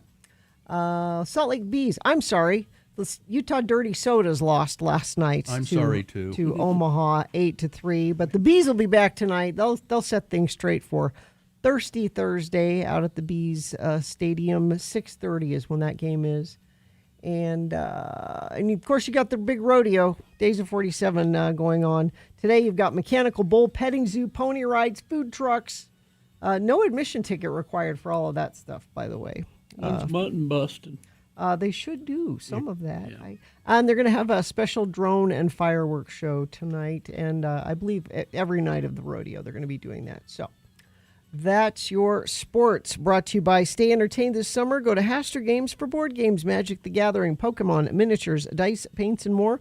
Locally owned and operated Haster Games, 6831 South State or HasterGames.com. Weather, we've got 79 right now, going to get up to a high of 94, sunny. All those thunderstorms we've been having, probably not going to see those for a couple of days. We do get hotter, though. 100 tomorrow, 100 Saturday, 101 Sunday. So just hot all weekend I think long. they should have the parade at like 3 in the morning. It'll still be like 80 degrees. Well, it's better than 100. Traffic, let's see. Either people left yesterday or they're leaving later this afternoon. I have no accidents to tell you about, and I'm checking our message stream. People texting in about their favorite Stephen King's books. Thank you for that. So you can send us that or traffic if you're seeing it at 33986. Brought to you by... Oh, yes, brought to you by these here. Beat the heat before it gets worse. Aereo Home Services is your local whole home service provider for HVAC, plumbing, and electrical. Schedule now at aereohome.com. All right, so we will take a break. We will be back. Stand by. Give her 2 pieces. See if she can do them. Because, that's too much for me. No, I'm going to do a second piece of gum and see if I can blow in an even bigger bubble, because I've got a pretty big one there. I would only imagine. This all started, I don't think it started because when I was in grade school, I won a bubble gum blowing contest. Well, you're a pro then. This isn't fair. It was you're a professional. You shouldn't be competing with the amateurs. That's true. Is that correct? I won a bag of marbles. Wow. Congratulations. Well, it was great. Do you still have those marbles? No. He lost them. Yeah, you're right. Listen, I lost my marbles years ago. Here comes Gina. Well, this is a new piece. I got to work it in. Oh, you're starting a whole new piece? She dropped it on her shoe. Oh, come on. You didn't drop it on the floor. It fell out of your yap. You should have did 2 pieces. What is the flavor of bubble gum? It's its own flavor. What is it? It's gross. What is it? Yeah. It's distinctly bubble gum, but where it originated from, I don't know. I don't know. I know when you smell it or when you taste it, you go, "That's bubble Who gum." Who decided that's what bubble? What? Yeah, who decided that is the flavor? Gum? I'm gonna. What is the flavor? Do some research. Flavor. There's 25 calories in each piece of this gum. Yeah. Bubblegum flavor is a combination of okay, artificial, of course, Strawberry, banana, Yeah. cherry, orange, and lemon. Yeah. So Kind of all everything. mixed. You can taste, and if you think about it, you can taste all Yeah. those things in it. The banana is, yes, Mm-hmm. I can. Wow. Okay. That awkward moment when you can't tell if the segment is about blowing bubbles in gum or trying to connect with the ancestors and summon a demon by mistake. Yep. That happens. That was that noise that Bill made. All right, now I'm just hearing weird noises, and I think I'm getting me. called to I'm take done. photos here. I'm done. My jaw's getting tired. Yeah.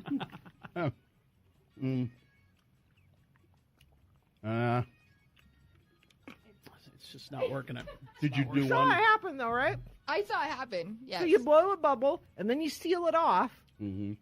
and then you blow another bubble, and it'll go inside.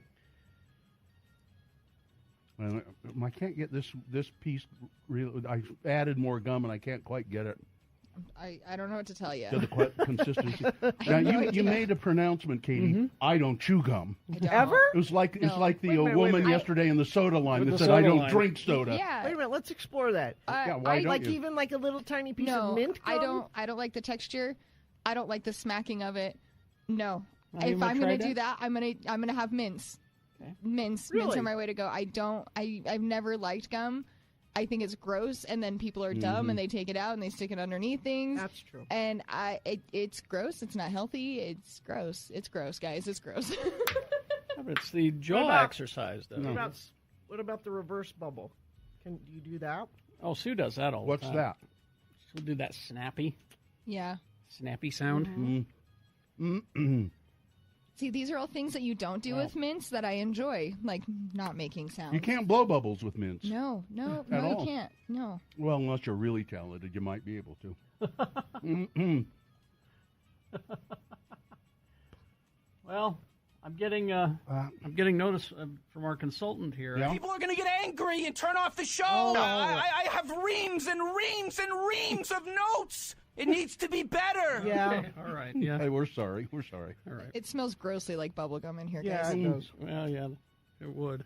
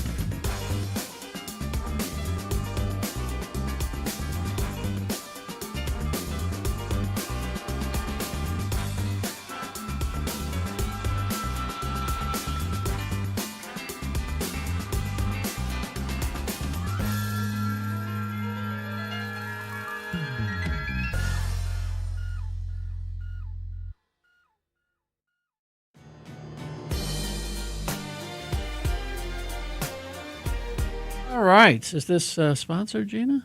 Oh, yeah. Clark Planetarium proudly presents Laser K-pop Demon Hunters, where electrifying K-pop rhythms collide with high-energy battle of light and sound.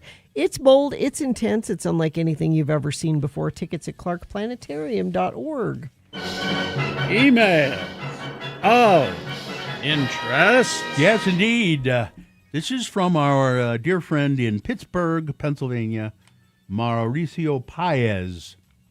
And there are pictures that go along with this. If you'd like to go to x96.com/live, you'll see them. Hello, friends. This is Pittsburgh listener Mauricio Paez.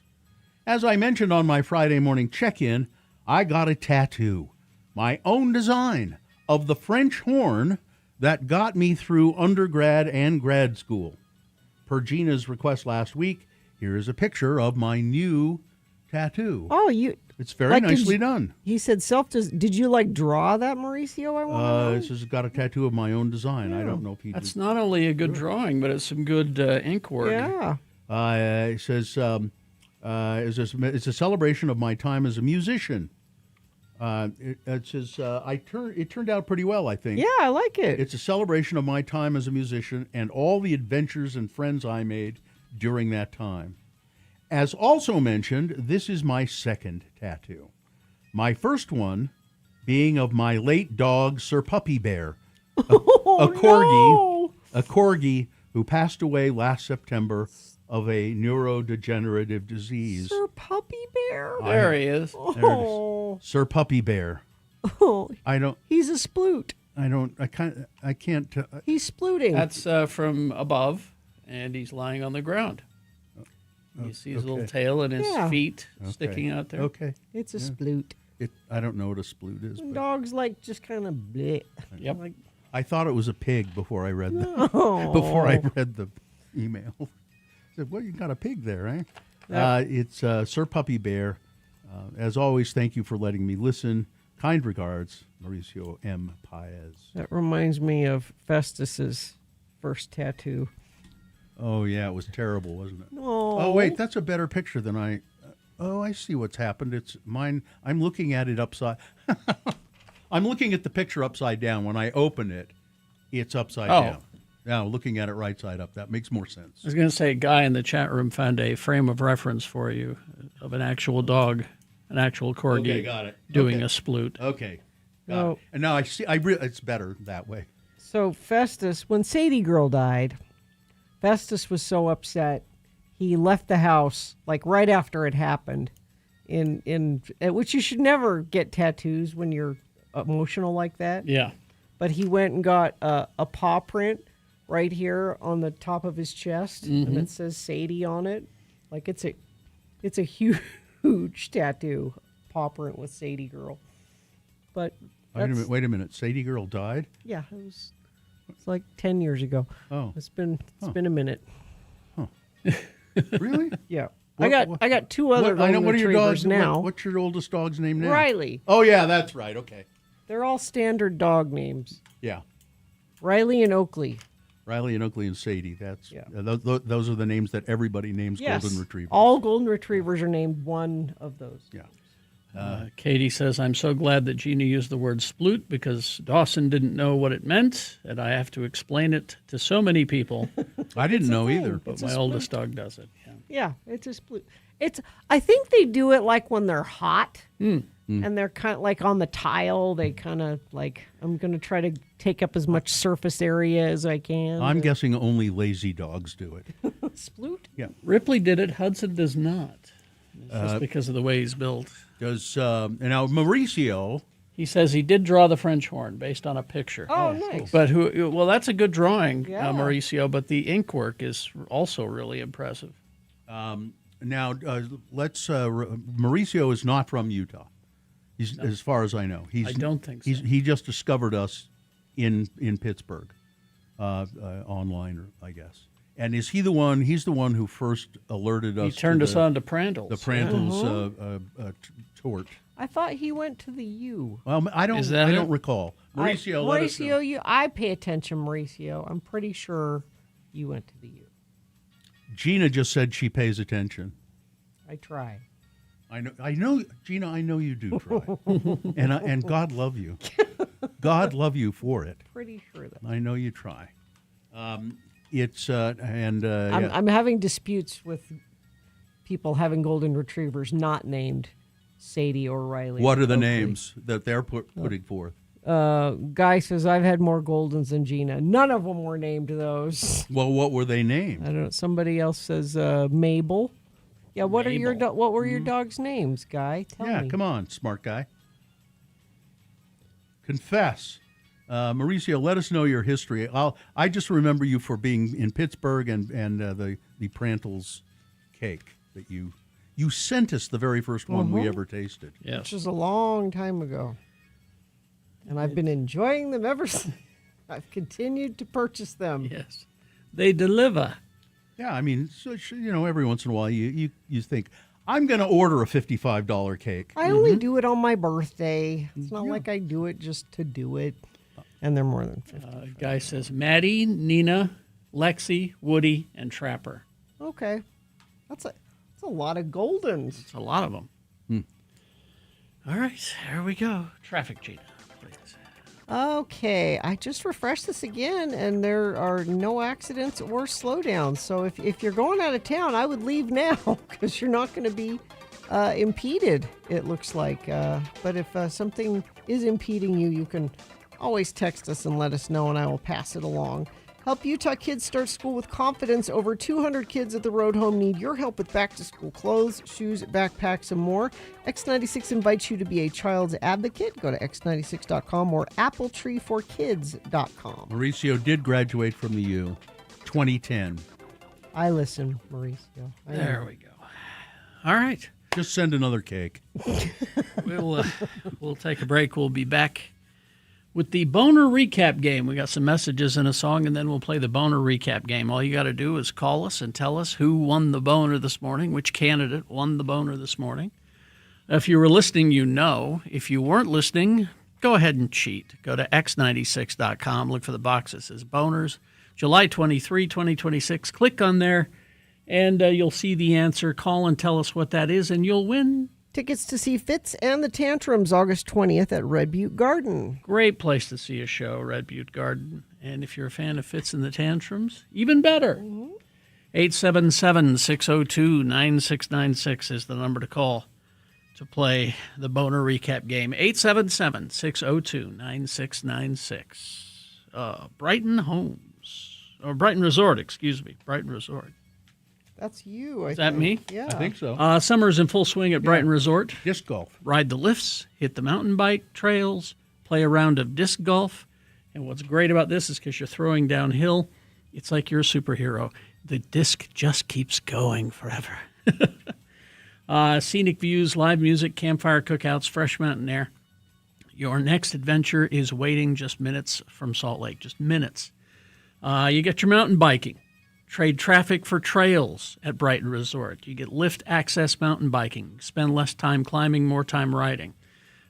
Disc golf. You take the lift up. If you're looking for a different kind of mountain adventure, take the chairlift ride. Go and play some disc golf. Great views and a lot of fun. Campfire cookouts. Escape to the mountains for Brighton's Campfire Cookouts. You can enjoy a family-style dinner prepared over open campfires at the historic Wasatch Mountain Lodge. Terrific view, nice night air. Limited dates, limited seats, so take a look at it. Now, it's a little bit more different than going to just a restaurant, Smoke and Sound brings summer weekends to the Alpine Resort Rose Deck. Barbecue fresh off the smoker. Cold drinks, live local music. It's all at Brighton Resort. Go to brightonresort.com for more information. There's a chance I won't be here tomorrow, or I won't be here for the whole show tomorrow. There's a chance. A chance. So you're saying there's a chance. I don't understand why they do this. I had it explained to me once and I've forgotten. But whenever you have a medical procedure done, whether it's a major operation or just a minor in-office procedure, but something out of the ordinary, that and I'm having a procedure tomorrow, which will remain nameless. It's personal, okay? Whenever you have a procedure, they won't tell you anything but the day you're having it. Maybe they'll give you sometimes the night before you'll get a call. Well, that's what they say. Yeah. They say sometimes they'll tell you, okay, we'll schedule it for this date a month from now, and the doctor does his procedures all in the morning. Mm-hmm. I said, okay, so what time should I be there? Well, we don't know. Yeah. We'll call you the day before. Yeah. So sometime today, I'll get a phone call. And then a lot of times it says on the little sheet that they give you, if we haven't called you by such and such a time, please call us. Mm-hmm. because you know that Sometimes things fall through the cracks. That fills you with confidence, doesn't it? Yeah. You know that sometimes we overlook these things. So sometime today I'll get a phone call. Now I told them that I think the doctor does them. He starts at 8 in the morning, and he does a bunch of them on the same day. This same procedure that I'm having. I think there'll be a lineup of people. Just next conveyor belt. Yeah, it's a simple procedure. Apparently, the doctor said it takes me 15-20 minutes. You don't get knocked all the way out. Not at all, as a matter of fact. Yeah. You don't get knocked out at all. They numb you up really good, so that takes some time. Sure. They give you Novocaine or whatever it is to make sure that you're numb in all those places that you need to be numb. And then my soul. Can I get that in my soul? And then the doctor said, now we do have an option as well. You can get nitrous oxide, laughing gas. I'll take it. If you want. He said, but insurance won't cover that. We got the insurance wants you to be in pain. We got the licensing to do it.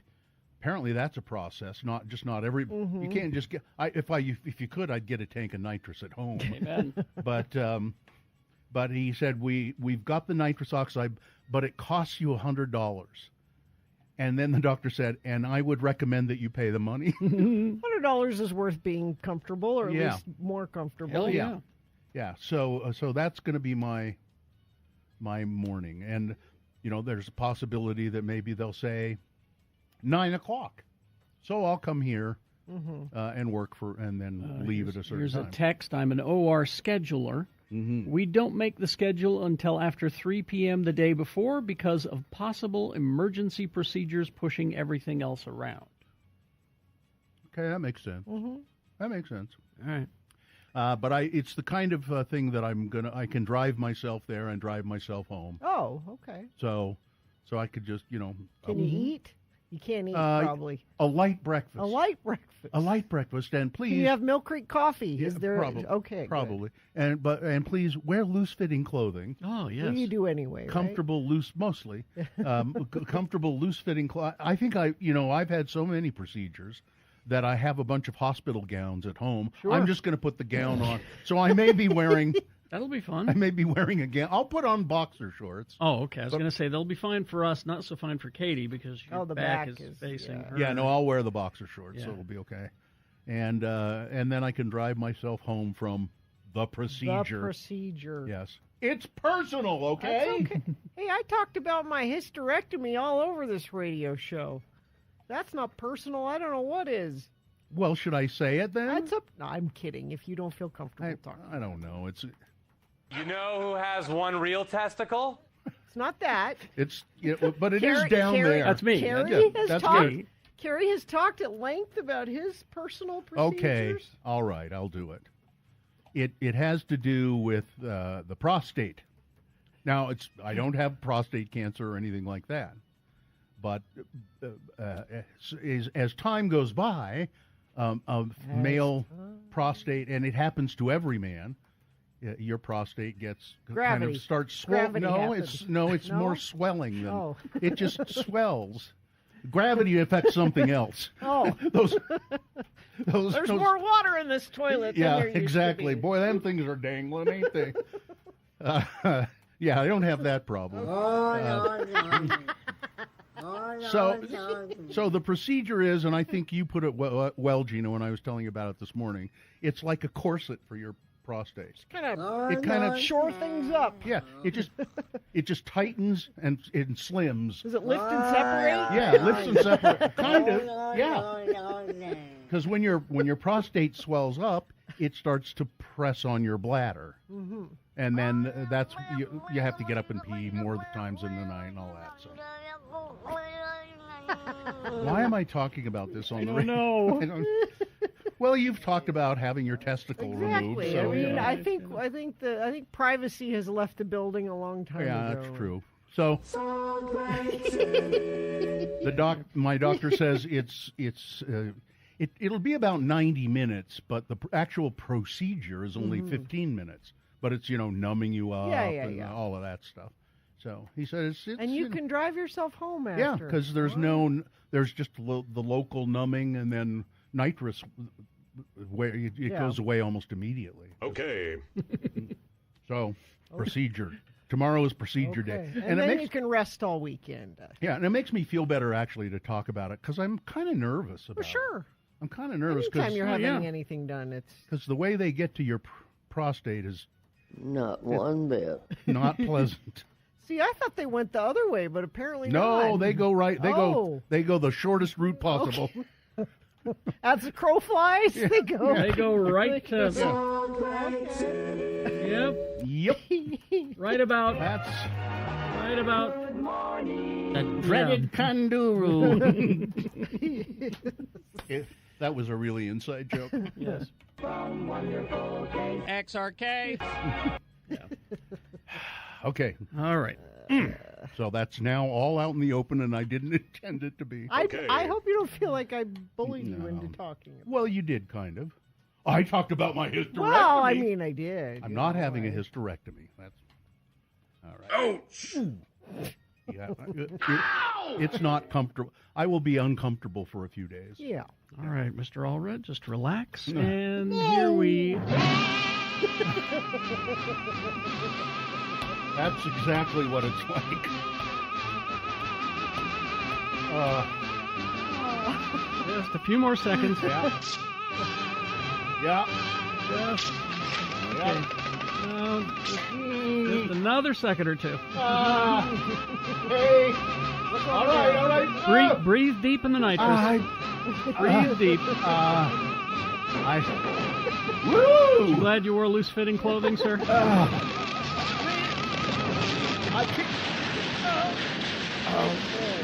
And you're done. Drive your cell phone, sir. There you go.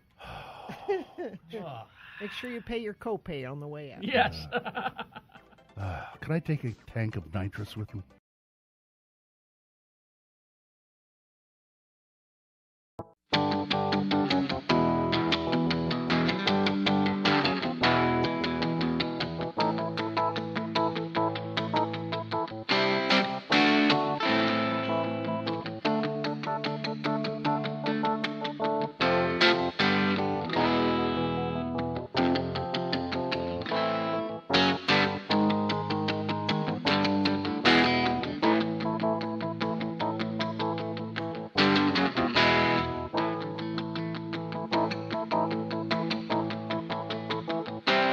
The Priceline negotiator in Draper texted in and said, he's the man in the box. Huh. Where? Where? Draper. Draper. Okay. Okay. So those were all characters played by William Shatner. Yes. Who's in the news today. That's what made me think of it. He and his daughter, it's a cover story in People magazine. Yeah. They both were diagnosed with stage 4 cancer at the same, different kinds of cancer, but just kind of a story about how they were both They're dealing with that. doing a podcast together. Yeah. It says Shatner has overcome severe poverty. He was once living out of the back of his car when his career had stalled. The death of his father when he was in his 30s, difficult divorces, and latest health crisis. Do you know what William Shatner's nickname was when he was a young man, Gina? I do, because we've talked about it Tuffy. before. Yeah. And did you know that he was actually a very well-regarded young Shakespearean actor in Canada?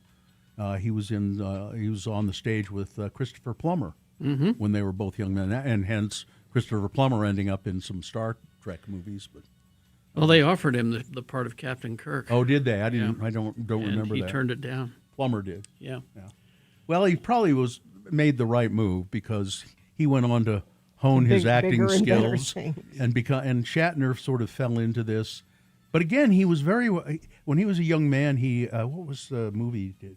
I think it was called The World of Susie Wong, and he was a young leading man in that and just got great reviews. He was considered, but then he just kind of got this sort of mannered acting. You know, he was always acting. Always acting. He blames the fact that he's a stage actor. Oh. I don't buy that at all. He did a movie that was completely in Esperanto. Yep. Why, Takes I himself don't a little know. too serious. He was convinced that was going to be the language of the future. Yeah, some people were. That's what it was designed to be. It would be the language that 'Cause everyone it's a would speak. hybrid because everyone kind of knows a little bit of what it is. And I don't know. His nickname was Tuffy, and now it is Puffy. All right. Boner recap time? Oh, it is. There we go. Are you there, Shatner? Nope. Patricia is, though. Oh, Patricia. Hi, Patricia. Good morning. Hi. Did you have a nickname when you were young, Patricia? Patty Fatty. Oh, that's terrible. Yeah.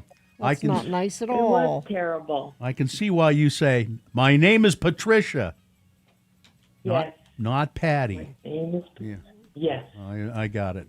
That's. I'm sorry you had that. Were you overweight, Patricia? I was. Yeah. And they called you that. That's terrible. That's just why. Let's see if we can make it all better. Things happen at school. Yeah. Mm-hmm. Let's see if we can make it better by giving you some concert tickets. How about that? Sounds good. All right, we'll do the boner recap, and then we want you to leave the names of all of the people who bullied you when you were in school, and we'll find them and take care of them for you. All right, Patricia, did you hear the boner candidates earlier? Yes. All right, good. I'll read the three candidates. You tell me which one was the winner, and you'll get what is the prize again? Fits in the Tantrums Oh, yeah. tickets. Okay. Boner candidate number one, using Medicaid as a weapon.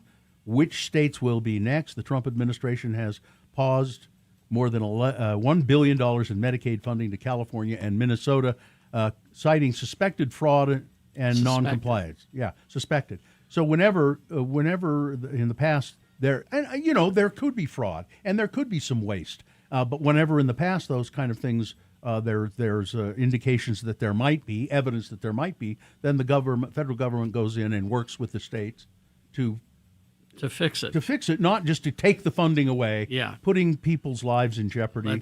Let's be honest. The governors of each of these states are going after Trump, and we all know why this is happening. And Patty, I'm just going to, Patricia, I'm just going to throw into that the fact that it's so petty that they've taken the tribal medallions from the Bears' ears. They've taken the 5 medallions of the tribes off of all the signs. Just makes me sick. Boner candidate number 2, the Ford Auto Company is rooting out the snack cheats. These are at least 4 Ford workers and maybe some others reportedly been fired over alleged snack thefts from the self-checkout kiosks at the factories where they work. And these all of these workers have claimed, no, I didn't. It was an error in the machine, the kiosk, or it was inadvertent. It's happened to me here. I went get something from the kiosk there, and I get distracted, and by somebody talking to me, and then I walk away and I go sit at my desk and I go, wait a minute, did I pay for? I don't think I paid for that, and I go back, but it doesn't seem like it should be that big a deal. You're fired. And boner candidate number 3, ants. Those are ants, you say? A South Korean restaurant is facing hefty fines and up to a year in jail. The owner of the restaurant for his chef garnishing a dish of sherbet a lot of times with ants. Said it increases the acidity of the ice cream of the sherbet. Those were the 3 candidates. Patricia, which one was the winner? Number 1. Correct. And you are now the proud owner of Fits and the Tantrum tickets. Say thank you. Yay. Thank you. Good. Good. That's nicely done, Patricia. Thanks for being a friend of the program. And Katie will hang on the line. We'll tell you how to get those tickets. All right? Okay. We got big boy news and opinioendo coming up after these messages. Stand by.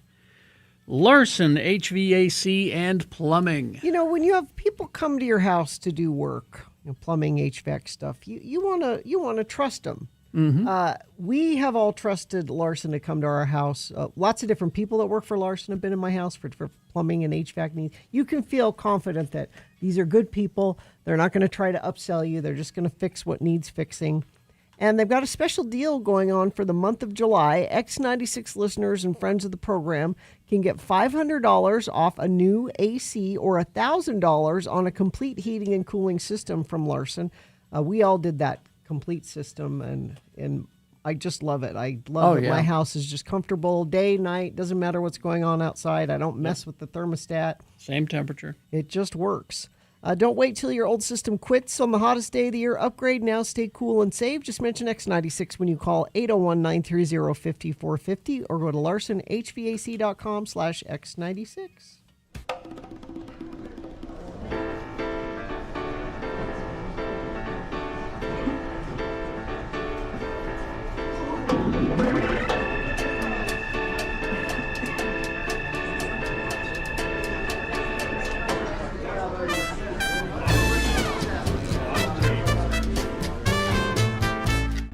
Driving into work, and I was listening to my dad's station, and I heard him recording a commercial, and he was doing a mic check. And here's how he would do his mic check.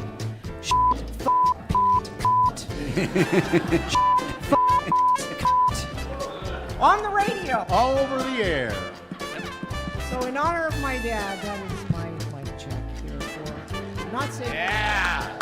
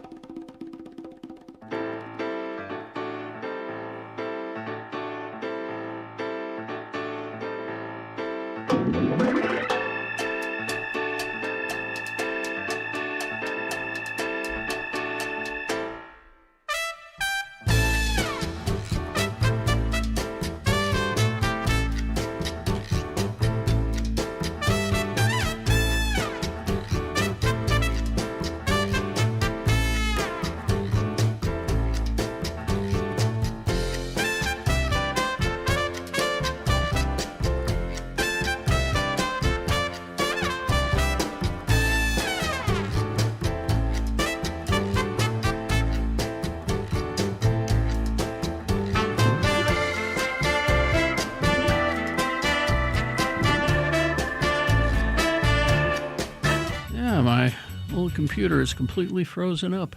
Well, that's no good. Well, I mean, I can move the mouse, but it won't start. But other than that, it's not letting me do anything. Mm-hmm. So I'll have to restart the whole unit. All right. Big boy news and opinioendo now, brought to you by Box Elder County is being asked to take on the risks of the massive Stratos data center. While the developer gets special treatment, Stewardship Utah is working to stop the project because decisions this big should include the people who live here. Learn more at stewardshiputah.org/X96. And never, ever, ever forget. The views expressed on X96's Radio from Hell show do not necessarily reflect the opinions of Broadway Media, its management, owners, or advertisers. This program is intended for mature audiences. Parental discretion is advised.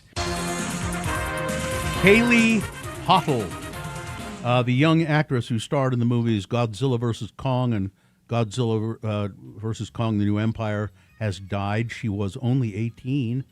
TMZ first reported news of Ms. Hottle's death Tuesday this week. Her father, Joshua Hottle, confirmed to the outlet that Kaylee was killed following a car crash in Maryland on Tuesday morning. He later shared a video to Facebook in which he explained the circumstances of his daughter's death using American Sign Language. "I am taking a flight that I never would like to take," Joshua wrote in a caption to the video. Joshua told TMZ he learned that Kaylee was involved in a serious car accident on the morning of July 21, and he was told that she died en route to the hospital. In that video he shared to Facebook, he said he was flying from Texas to Maryland in order to claim the body. Kaylee and her parents are all deaf individuals. 4 generations of Joshua's family come from the deaf community, according to the Houston Chronicle. The late actress attended the Texas School for the Deaf, which released a statement. It said, "With profound sadness, we share the heartbreaking news that one of our TSD seniors, Kaylee Hottle, tragically passed away. Our hearts are with Kaylee's family." She was a promising young actress. Mm-hmm. And another tragedy, Plas Johnson has died. Plas Johnson, Hollywood studio musician whose looping tenor saxophone, da-dum, da-dum, Oh, ba-dum, Pink Panther? ba-dum, ba-dum, ba-dum. Yep, 1963 film The Pink Panther brought a playful bounce to one of the most recognizable movie themes of all time. Gina recognized it. He died on... Even Gina recognized. Actually, those are the things. Those are the kinds of things you do recognize. He died on Wednesday at his home in Los Angeles. He was 94. His children, Eric Johnson and Stephanie Oliver, confirmed the death, said their father had performed at his retirement community as recently as a month ago.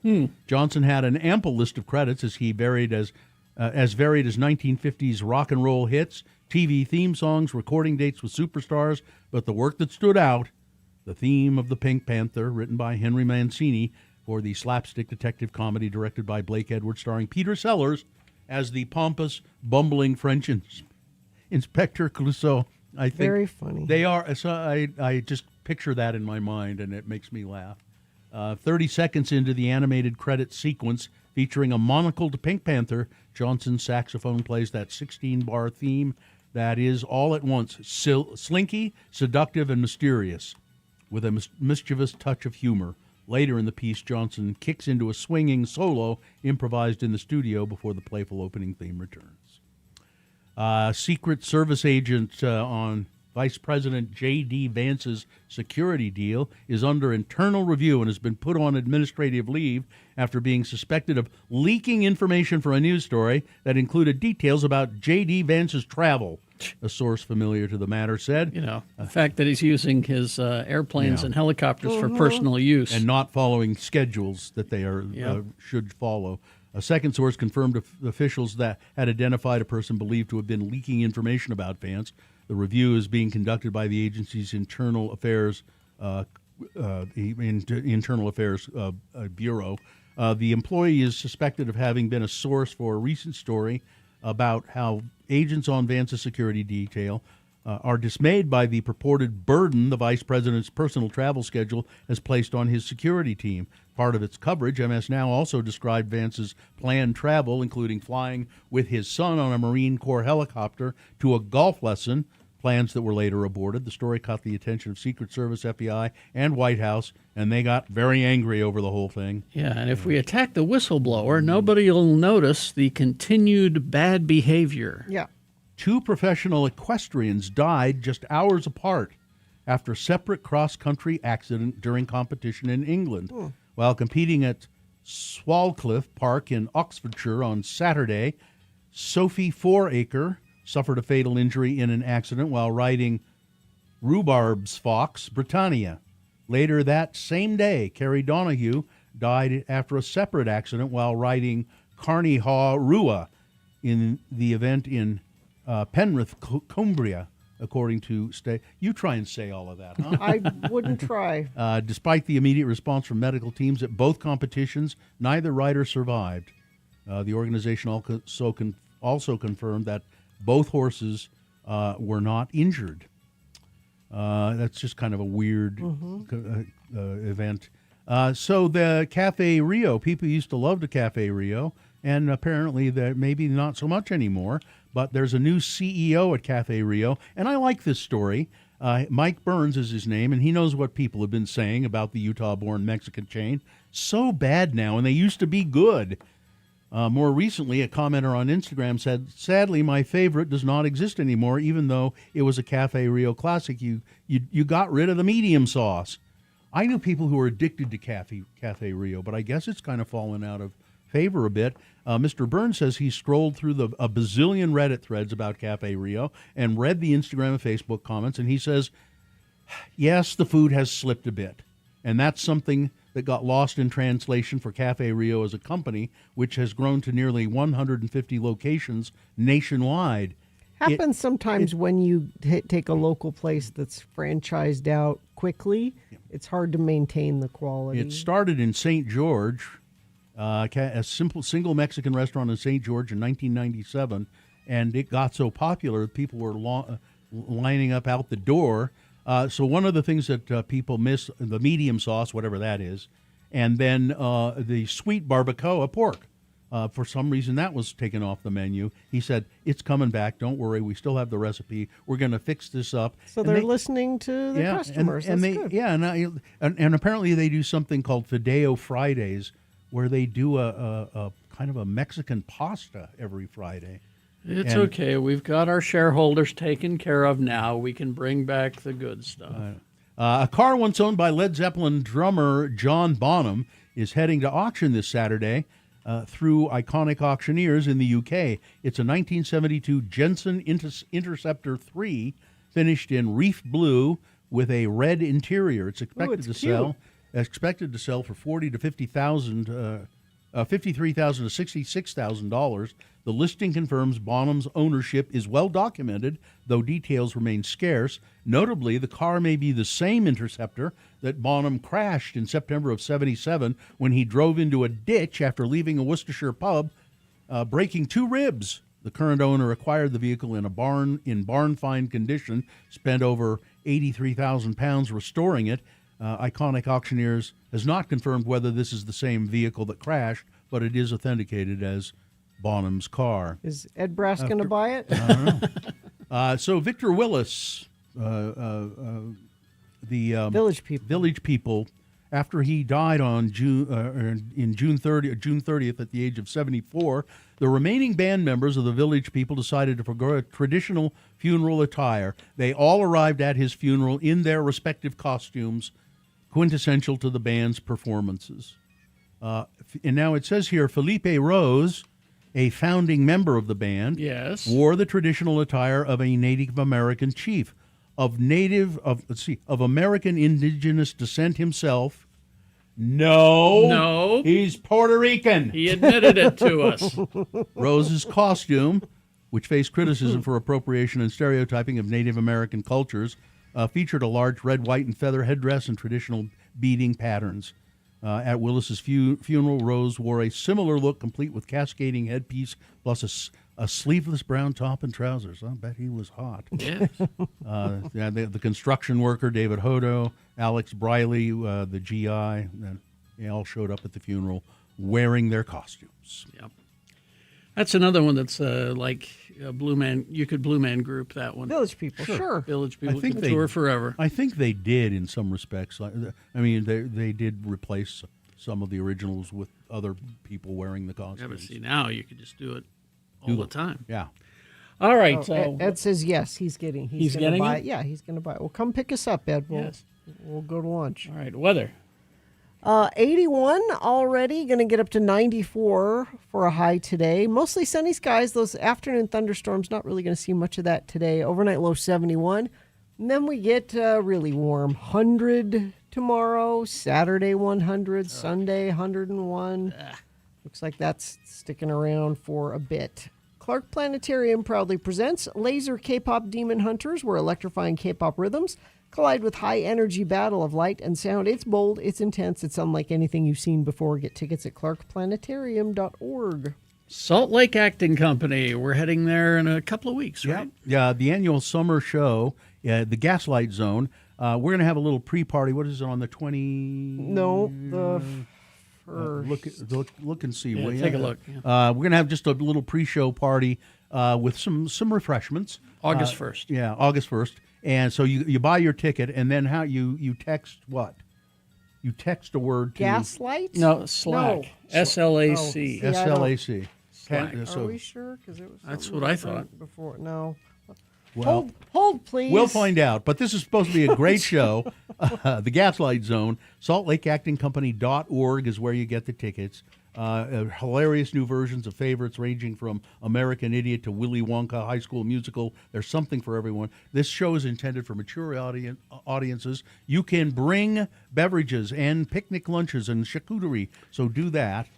Gaslight is the word. To 33986. Text the word gaslight. That is an RSVP to the pre-show party. It doesn't cost you anything to come to that. You do have to buy tickets to the show. And the reason we're having you text because we have to cap it at a certain. Yeah, we have a limited space. Yeah. So anyway, to use the code X96 at checkout or mention it when you call the box office, and they'll treat you like a subscriber. SaltLakeActingCompany.org. Vaxeldan, our radio pup, finally has a sponsor. It's Zero Res, and this time of year brings a lot of dirt and things through your house, damaging your carpets. Vax says book your carpet cleaning appointment today. Not only do you get the 4th room free, but your animals will thank you with extra love. Go to zerores.com today. I ate a lot of hot chicken on my trip. Hot chicken. Nashville hot chicken. Uh-huh. So it's just the coating is... So here's the story of Nashville hot chicken. The original hot chicken place. Mm-hmm. Prince's Hot Chicken Shack. Okay. Now the story here is Thornton Prince was a womanizer. Mm-hmm. Yeah, he had lots of women in his life.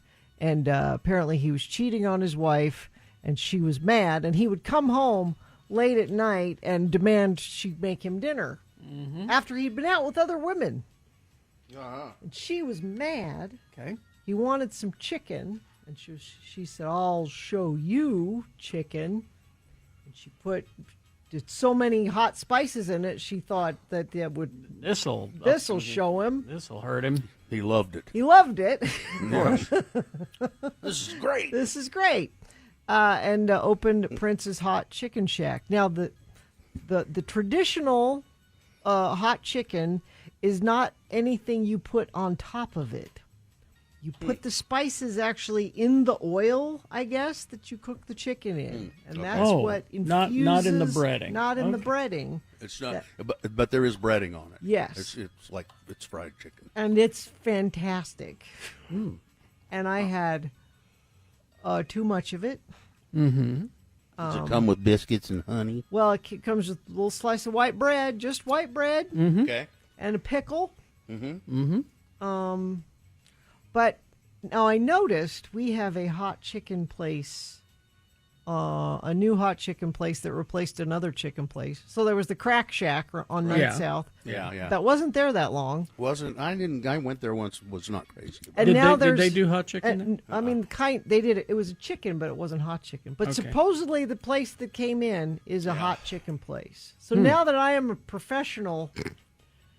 Now, it's almost like I'm a local hot chicken eater. Okay. I'm going to go there, and my guess is I will say this: I've been to Nashville. It doesn't taste like this, but maybe it will be an okay chicken substitute. I need a report. Okay. I need you to on the way home. It might be lunch today. Yeah. It might be lunch. I need a report. Do you get what? You get like a half a chicken or like a leg and a breast or how? They're tenders. They're tenders. Oh, really? Yeah. Oh, okay. Tenders in different forms. Like on a sandwich or. Oh, okay. You don't like a tender? Nah, not too much. I think I'll stick with Pretty Bird. I like. Pretty Bird is tenders. Yeah, it's like a breast. Yeah. It's a big. You can get tenders there. I get tenders. Oh, you there. can get tenders there. I get them for the dogs. Yeah. You get them for the dogs? They love them. Hot chicken? Not hot. You can get your degree of spicy there. You know, I just get the unseasoned ones. I'm there to pick up an order of tenders for my dog. You get the pretty bird chicken for your They dogs. love them. I mean, I love it. Yeah, they love them. And I love my dog, but I get a hot behind sandwich for Sue. A what? A hot behind. That's the spice level. Mm-hmm. And then I get the medium for me. Yeah. And then I just get some unseasoned Pretty the Bird dogs. for the dogs. They love it. Pretty Bird's fantastic. It Pretty is. Bird's dangerous. It can be.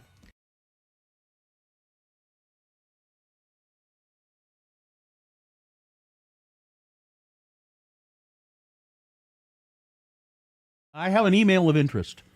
Is it? Yes, it is. All right. Email of interest.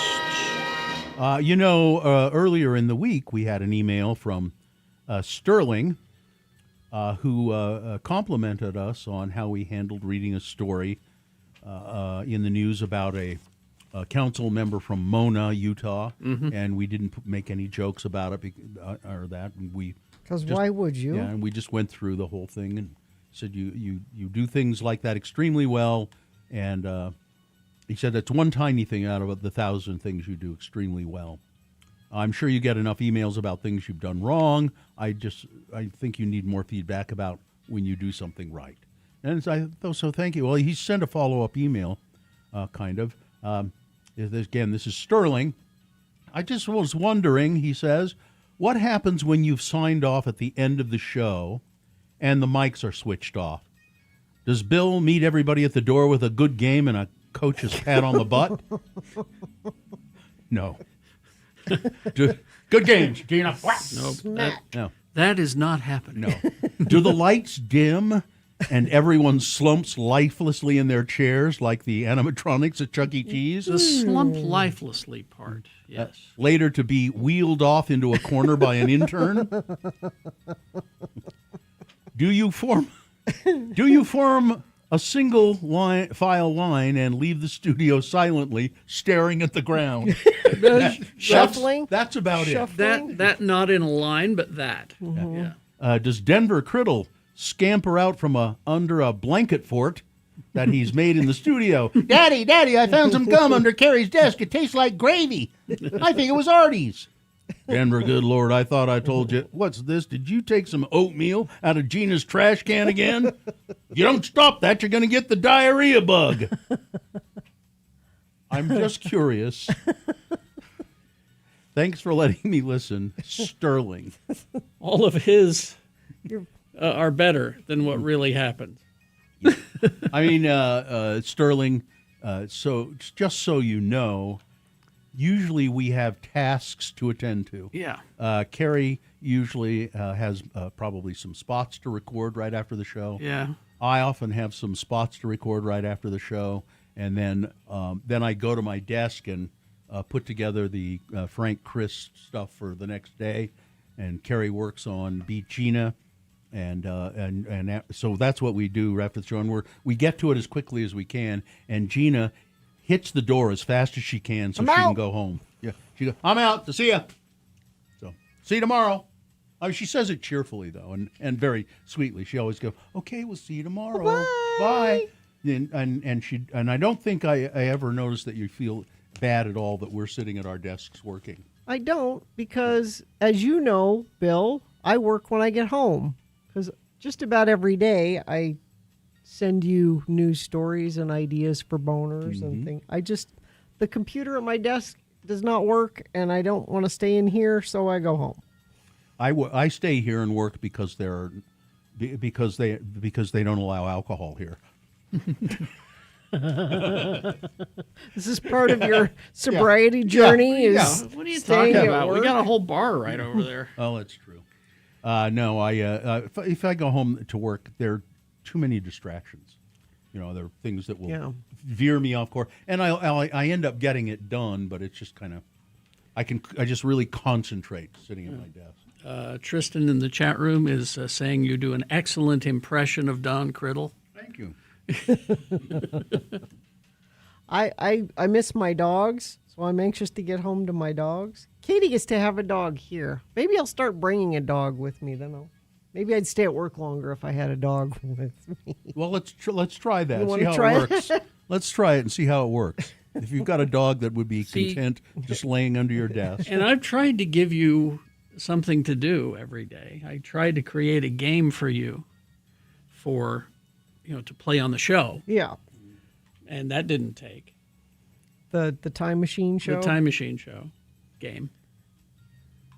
But she doesn't want to. She doesn't want to do that because it would cut into her doing the 4 and hitting the door schedule. that she Going has. home and sending Bill a news story occasionally. Yeah. It's work. I'm working. Uh-huh. Well, okay. There are naps that need to happen? No. No? I don't nap. I don't either. I'm not a very good napper. Although my couch is so comfy that I've been kind of falling asleep. Naps are good things. I hate it when I fall asleep at my desk. Oh yeah, I've done that a couple of times. I'm working on something, and then all of a sudden I realize Yeah. my head is on the desk. Exactly. Just about, not no, quite. that's happened to me a few times here. I'll be, doing some, geek show research, and you'll be reading a story, and you'll just.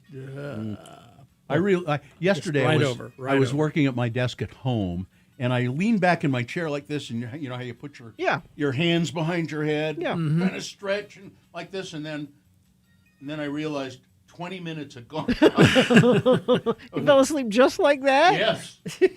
Yep. And you didn't fall out of your chair? No. I might fall out of my chair if I did that. I'd like to see that. See me fall out of my chair? Yeah, I think that'd be quite amusing.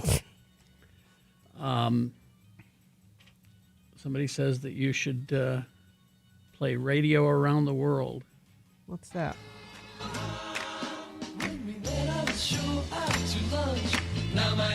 It's That's the association. It's just radio stations from around the world. Oh. And you hit a button and Yeah. it'll shuffle them. I've seen that somewhere. I used to have that somewhere. Where Is did that you- one that... Escasos 18 años por There we andarse go. tomando selfies arriesgadas trepados sobre la estructura de un puente. There you go. Yeah, it's really cool. Yeah, you It can sounds listen. like something that JD has brought in for us. It maybe. probably is. I think so. This is from Elsinore, Utah. I didn't know there was a radio station in Elsinore. Maybe Denver should try to get a job. There you go. At the station in Elsinore. This is really cool. I want that Mexican station back. I think it allows you to stop on the station. This is really old-time country. Yeah. In New Jersey, somebody saw him somewhere with a record label, and Shel Silverstein said, I need a band to do my song. So their first couple albums were all Shel Silverstein tunes. All right. That must be Dr. Hook and the Medicine Show. This is KSAN from San Francisco. Come on now. What makes a vacation rental of the year? Stays. Oh, they're in commercials. This is The San Jose Sharks audio network is on 24 hours a day. Apparently it's just radio.garden. Yeah. I love it. Good. And then once, so I created that with others' help, and then just coincidentally, I saw online this novelty of a World Cup that had a cup. You could take the lid off of the ball on top, and it had a food dish in there. So what I did is I ordered one of those from Boulder Creek, California. Is it their Hello Yeah What? It sounds like it, yeah. I discovered a radio show a couple of months ago that I listen to every day now on podcast form. Yeah. It's a half an hour, and it's a guy who's on Connecticut Public Radio. Yeah. His name is Colin McEnroe. What does he do?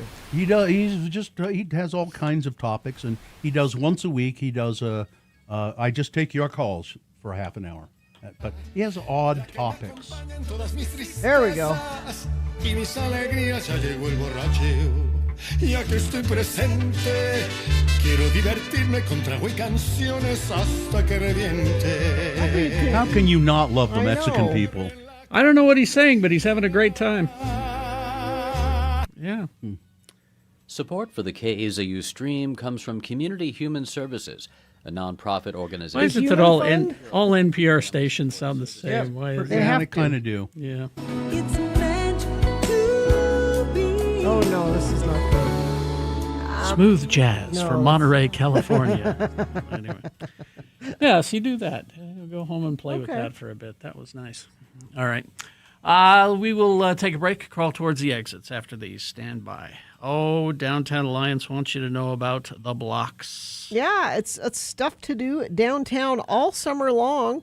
The Art Garden is open on Main Street, and it is completely free every Thursday and Friday at 5 to 8 p.m. all summer long, all the way through September. It's an easy weeknight plan, great weekend warm-up. Bring the kids, too. They've got lawn games for the kids that keep them busy while you can take a breath for a minute. Live local musicians and DJs rotating every week, so it's different every time you go. Real gallery quality art from the Utah Museum of Contemporary Art. 2 rotating exhibits featuring local artists outside for free. There'll be food and drink vendors on site, plus a beer garden. You don't have to plan ahead. Just show up. 152 South Main Street, easy to get to, right in the middle of downtown. It's a real thing, not a one-day event. Runs all summer, so put it on repeat. The Art Garden, free outside all summer, Main Street. Learn more at theblockslc.com. All right. Thank you very much. Summer is here. You know, I'm really proud of one of our former interns, Dawson. You remember Dawson? Sure. Mm-hmm. Yeah. Dawson, he's been working with me on some other projects.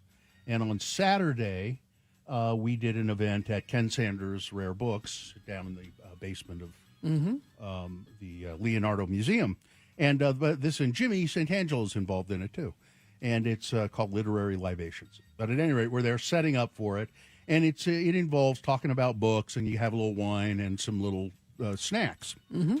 And the audience buys tickets, and they weren't there yet. We expected about 25 or so. And they weren't there yet, and all of a sudden, one of Ken's employees said, there's a mouse over there, don't you, Ken? Ken said, what? He said, look, and showed him a picture. He said, there's this cute little mouse running around. And Ken said, well, we better do something about that. We've got people coming. You don't want to have people sitting there and then all of a sudden a mouse runs across the floor. It would be distracting at the very least.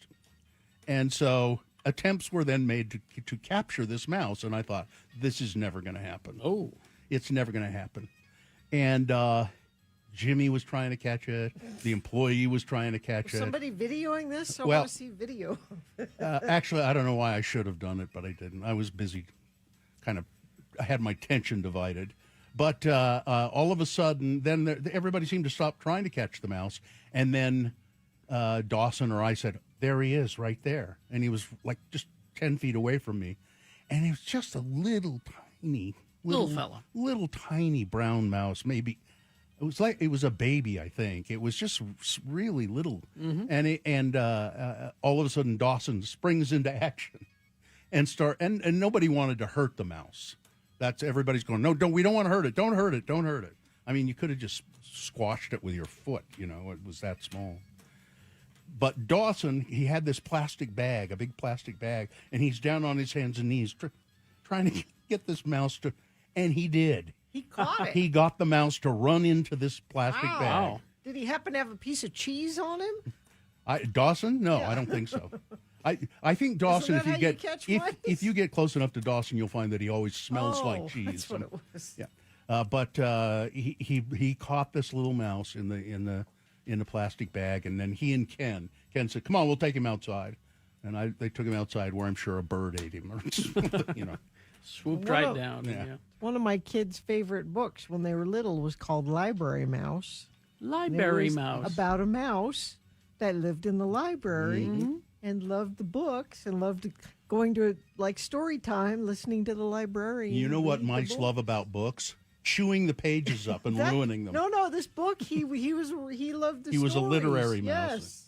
Yes. And Ken says, yeah, I see him. I'll see a mouse down here every once in a while. They're just around, but they're. It always makes me feel bad when you have to trap them. I've been in situations where people have had, the bam and. Yeah. Ken says he says I won't do that. I use live traps if I have to, and I'll take them outside. I don't. And then somebody said, I don't think anything about squishing spiders, but I couldn't do it to a mouse. And I said, Well, there's more goo. yeah, you should be in my house because we don't squish spiders in my house even. It's always, oh, look at the little spider. Let's get him and take him outside. That's what happens at my place. In my house, it's if you're in my house, it's my house. Yeah. I'm not going to squish you outside. We don't squish things outside. That's your house. Gina, you know, But if you're in my house. You built your house on top of their house. I mean, really, if you think about it. We colonized? They lived there before you did. You're the intruders. Yeah, you're the British colony. Yeah, that's right. Yeah. But anyway, he was safe and sound. I saw your pictures on your social medias of your trip. Yeah. Where did you go? It was a quick trip. Santa Barbara. Joe surprised me and said for our anniversary, we're going to Santa Barbara because they have a new direct flight. We're always looking for, okay, we want to go somewhere for the weekend. It's got to be quick flight, and it's like an hour from here to Santa Barbara. But what's in Santa Barbara? Well, we wanted to go there because of the flight, but also my grandparent. You know, flight to Denver's quick, too. Yeah, but that's for you. Yeah, for me. You can go there in a second. Yeah. Now, Santa Barbara's beautiful. It is. I think it's like 70 degrees year-round there. I love it. I love it there. Like Carrie's brother-in-law used to live there, and the first thing I said to Carrie this morning is, why did he move from there? Well, he lived in that area. Yeah. He covered, that was one of his areas that he had to cover, but that meant that we would go out and visit him, and then we would go to Santa Barbara. And Sue sent me all of these restaurant recommendations, and they were things like Julia Louis-Dreyfus likes to eat here. Like it's like Oprah lives there. And did you go to the place on the beach with the seafood? Yeah. Henry's we went on there Henry's the first, Beach. The first Just day beautiful. we went there for lunch. Just beautiful. Santa Barbara means Saint Barbara. Yeah. So we went to the Mission because my grandparents used to go there every year on their anniversary and take a picture. Oh, So that's the first thing that came up when I Googled Santa Barbara was a picture of that mission. Of the mission. And your grandparents. Yeah. And if you go to my social media, my Facebook and everything, you can see that. But so at the Mission, as we took the tour of the Mission, and it's beautiful old building. And then, of course, exit through the gift shop, which is what you do. And they have these, and I sent this to Katie. I don't know if she has it. Well, I've got it if Katie doesn't have it. So there it is. They have these Franciscan wine bottle covers. Those are creepy. They're $18.95 now. So Franciscan. Well, the they're monks, They're the monk hoods and with the robe and the brown the robe and hood. But I took a picture of it, and I said, I'm going to send this to Carrie because they look like Jawas. And Joe took my phone out of my hand, and he colored in little yellow eyes. Gave him yellow eyes. And I said that if they sold them that way, they would sell hundreds of them. I think people might buy them just as is because they look like What are they for? They're wine. Like if you're giving a gift of a wine, it kind of is a you put it over the bottle. Cover. Oh. Okay. I would get one of those, though, if it was Jawas. But so what I thought, Carrie, because we have this thing now where we don't buy each other things. Yeah. We see things and think of you. And I saw this and I thought, if I were buying Carrie things, I would have bought him one of those. That's right. Little Jawa. You should have got me one, and I would have figured out a way to have the yellow eyes on it. I should have. Yeah. I thought we weren't buying each other. Come on, not. Jerry. We're not. That's the rule. Tell you what, I will go to Santa Barbara and get one. Okay. Rob Lowe lives there, too. Yeah, it's big, Yeah. celebrity. I didn't see any celebrities. A place on Hendry's Beach, though, is just lovely, though. What's it called? I can't remember now. You have to kind of walk to get to You it. went there, Gina. What's it called? I don't remember the names of these Something places. Boathouse or yeah, something the like boathouse. Yeah, no, that's Is what it the is. boathouse? The boathouse. Yeah. Yeah. Just beautiful. All right. No, but yeah, if you're looking for a quick getaway, I highly recommend Santa. All right.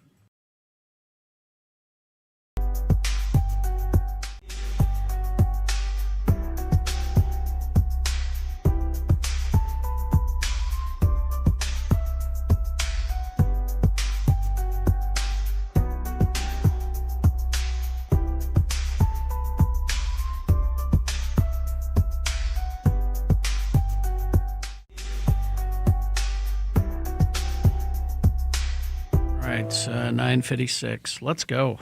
Oh, Nick's here. Hey. Well, then we can go. Mm-hmm. We can just get out of here because he can do it. Other than your show, what do you have going on, Nick? I would love to flip through stations like you guys were, but I do have some music prepared. So While you're sitting here, you can do that. I might do that. Tomorrow, though, catch me MC the official Pie and Beer Day Festival taking place over at Smith's Ballpark. I'll be hanging out with Bad all Brad? the good Bad folks. Brad. Yeah. Now, can you still get tickets at the regular price today? Yes, So- it increases in price by $5 tomorrow at the door. So So, we're- officialpieandbeerday.com is the website that you want to pick it up. So Officialpieandbeerday.com. it's going to be fun. There's going to be a celebrity kickball game. There's going to be a pie eating contest. Beer. That I know the mayor is going to be a judge of that. All right. So catch me there tomorrow. And Katie is going to be at the Pioneer Day Parade. Oh, fun. Be announcing one doing of the. one of the announcing booths. And I'll be. I'm going to get into my car at the time of the parade starts. Yeah. And drive in the opposite direction as far as I can. Fine job as always, Katie. Live long and prosper, bitches. Don't you know who I am? Stay care, everybody. All right. Nick is next. X96.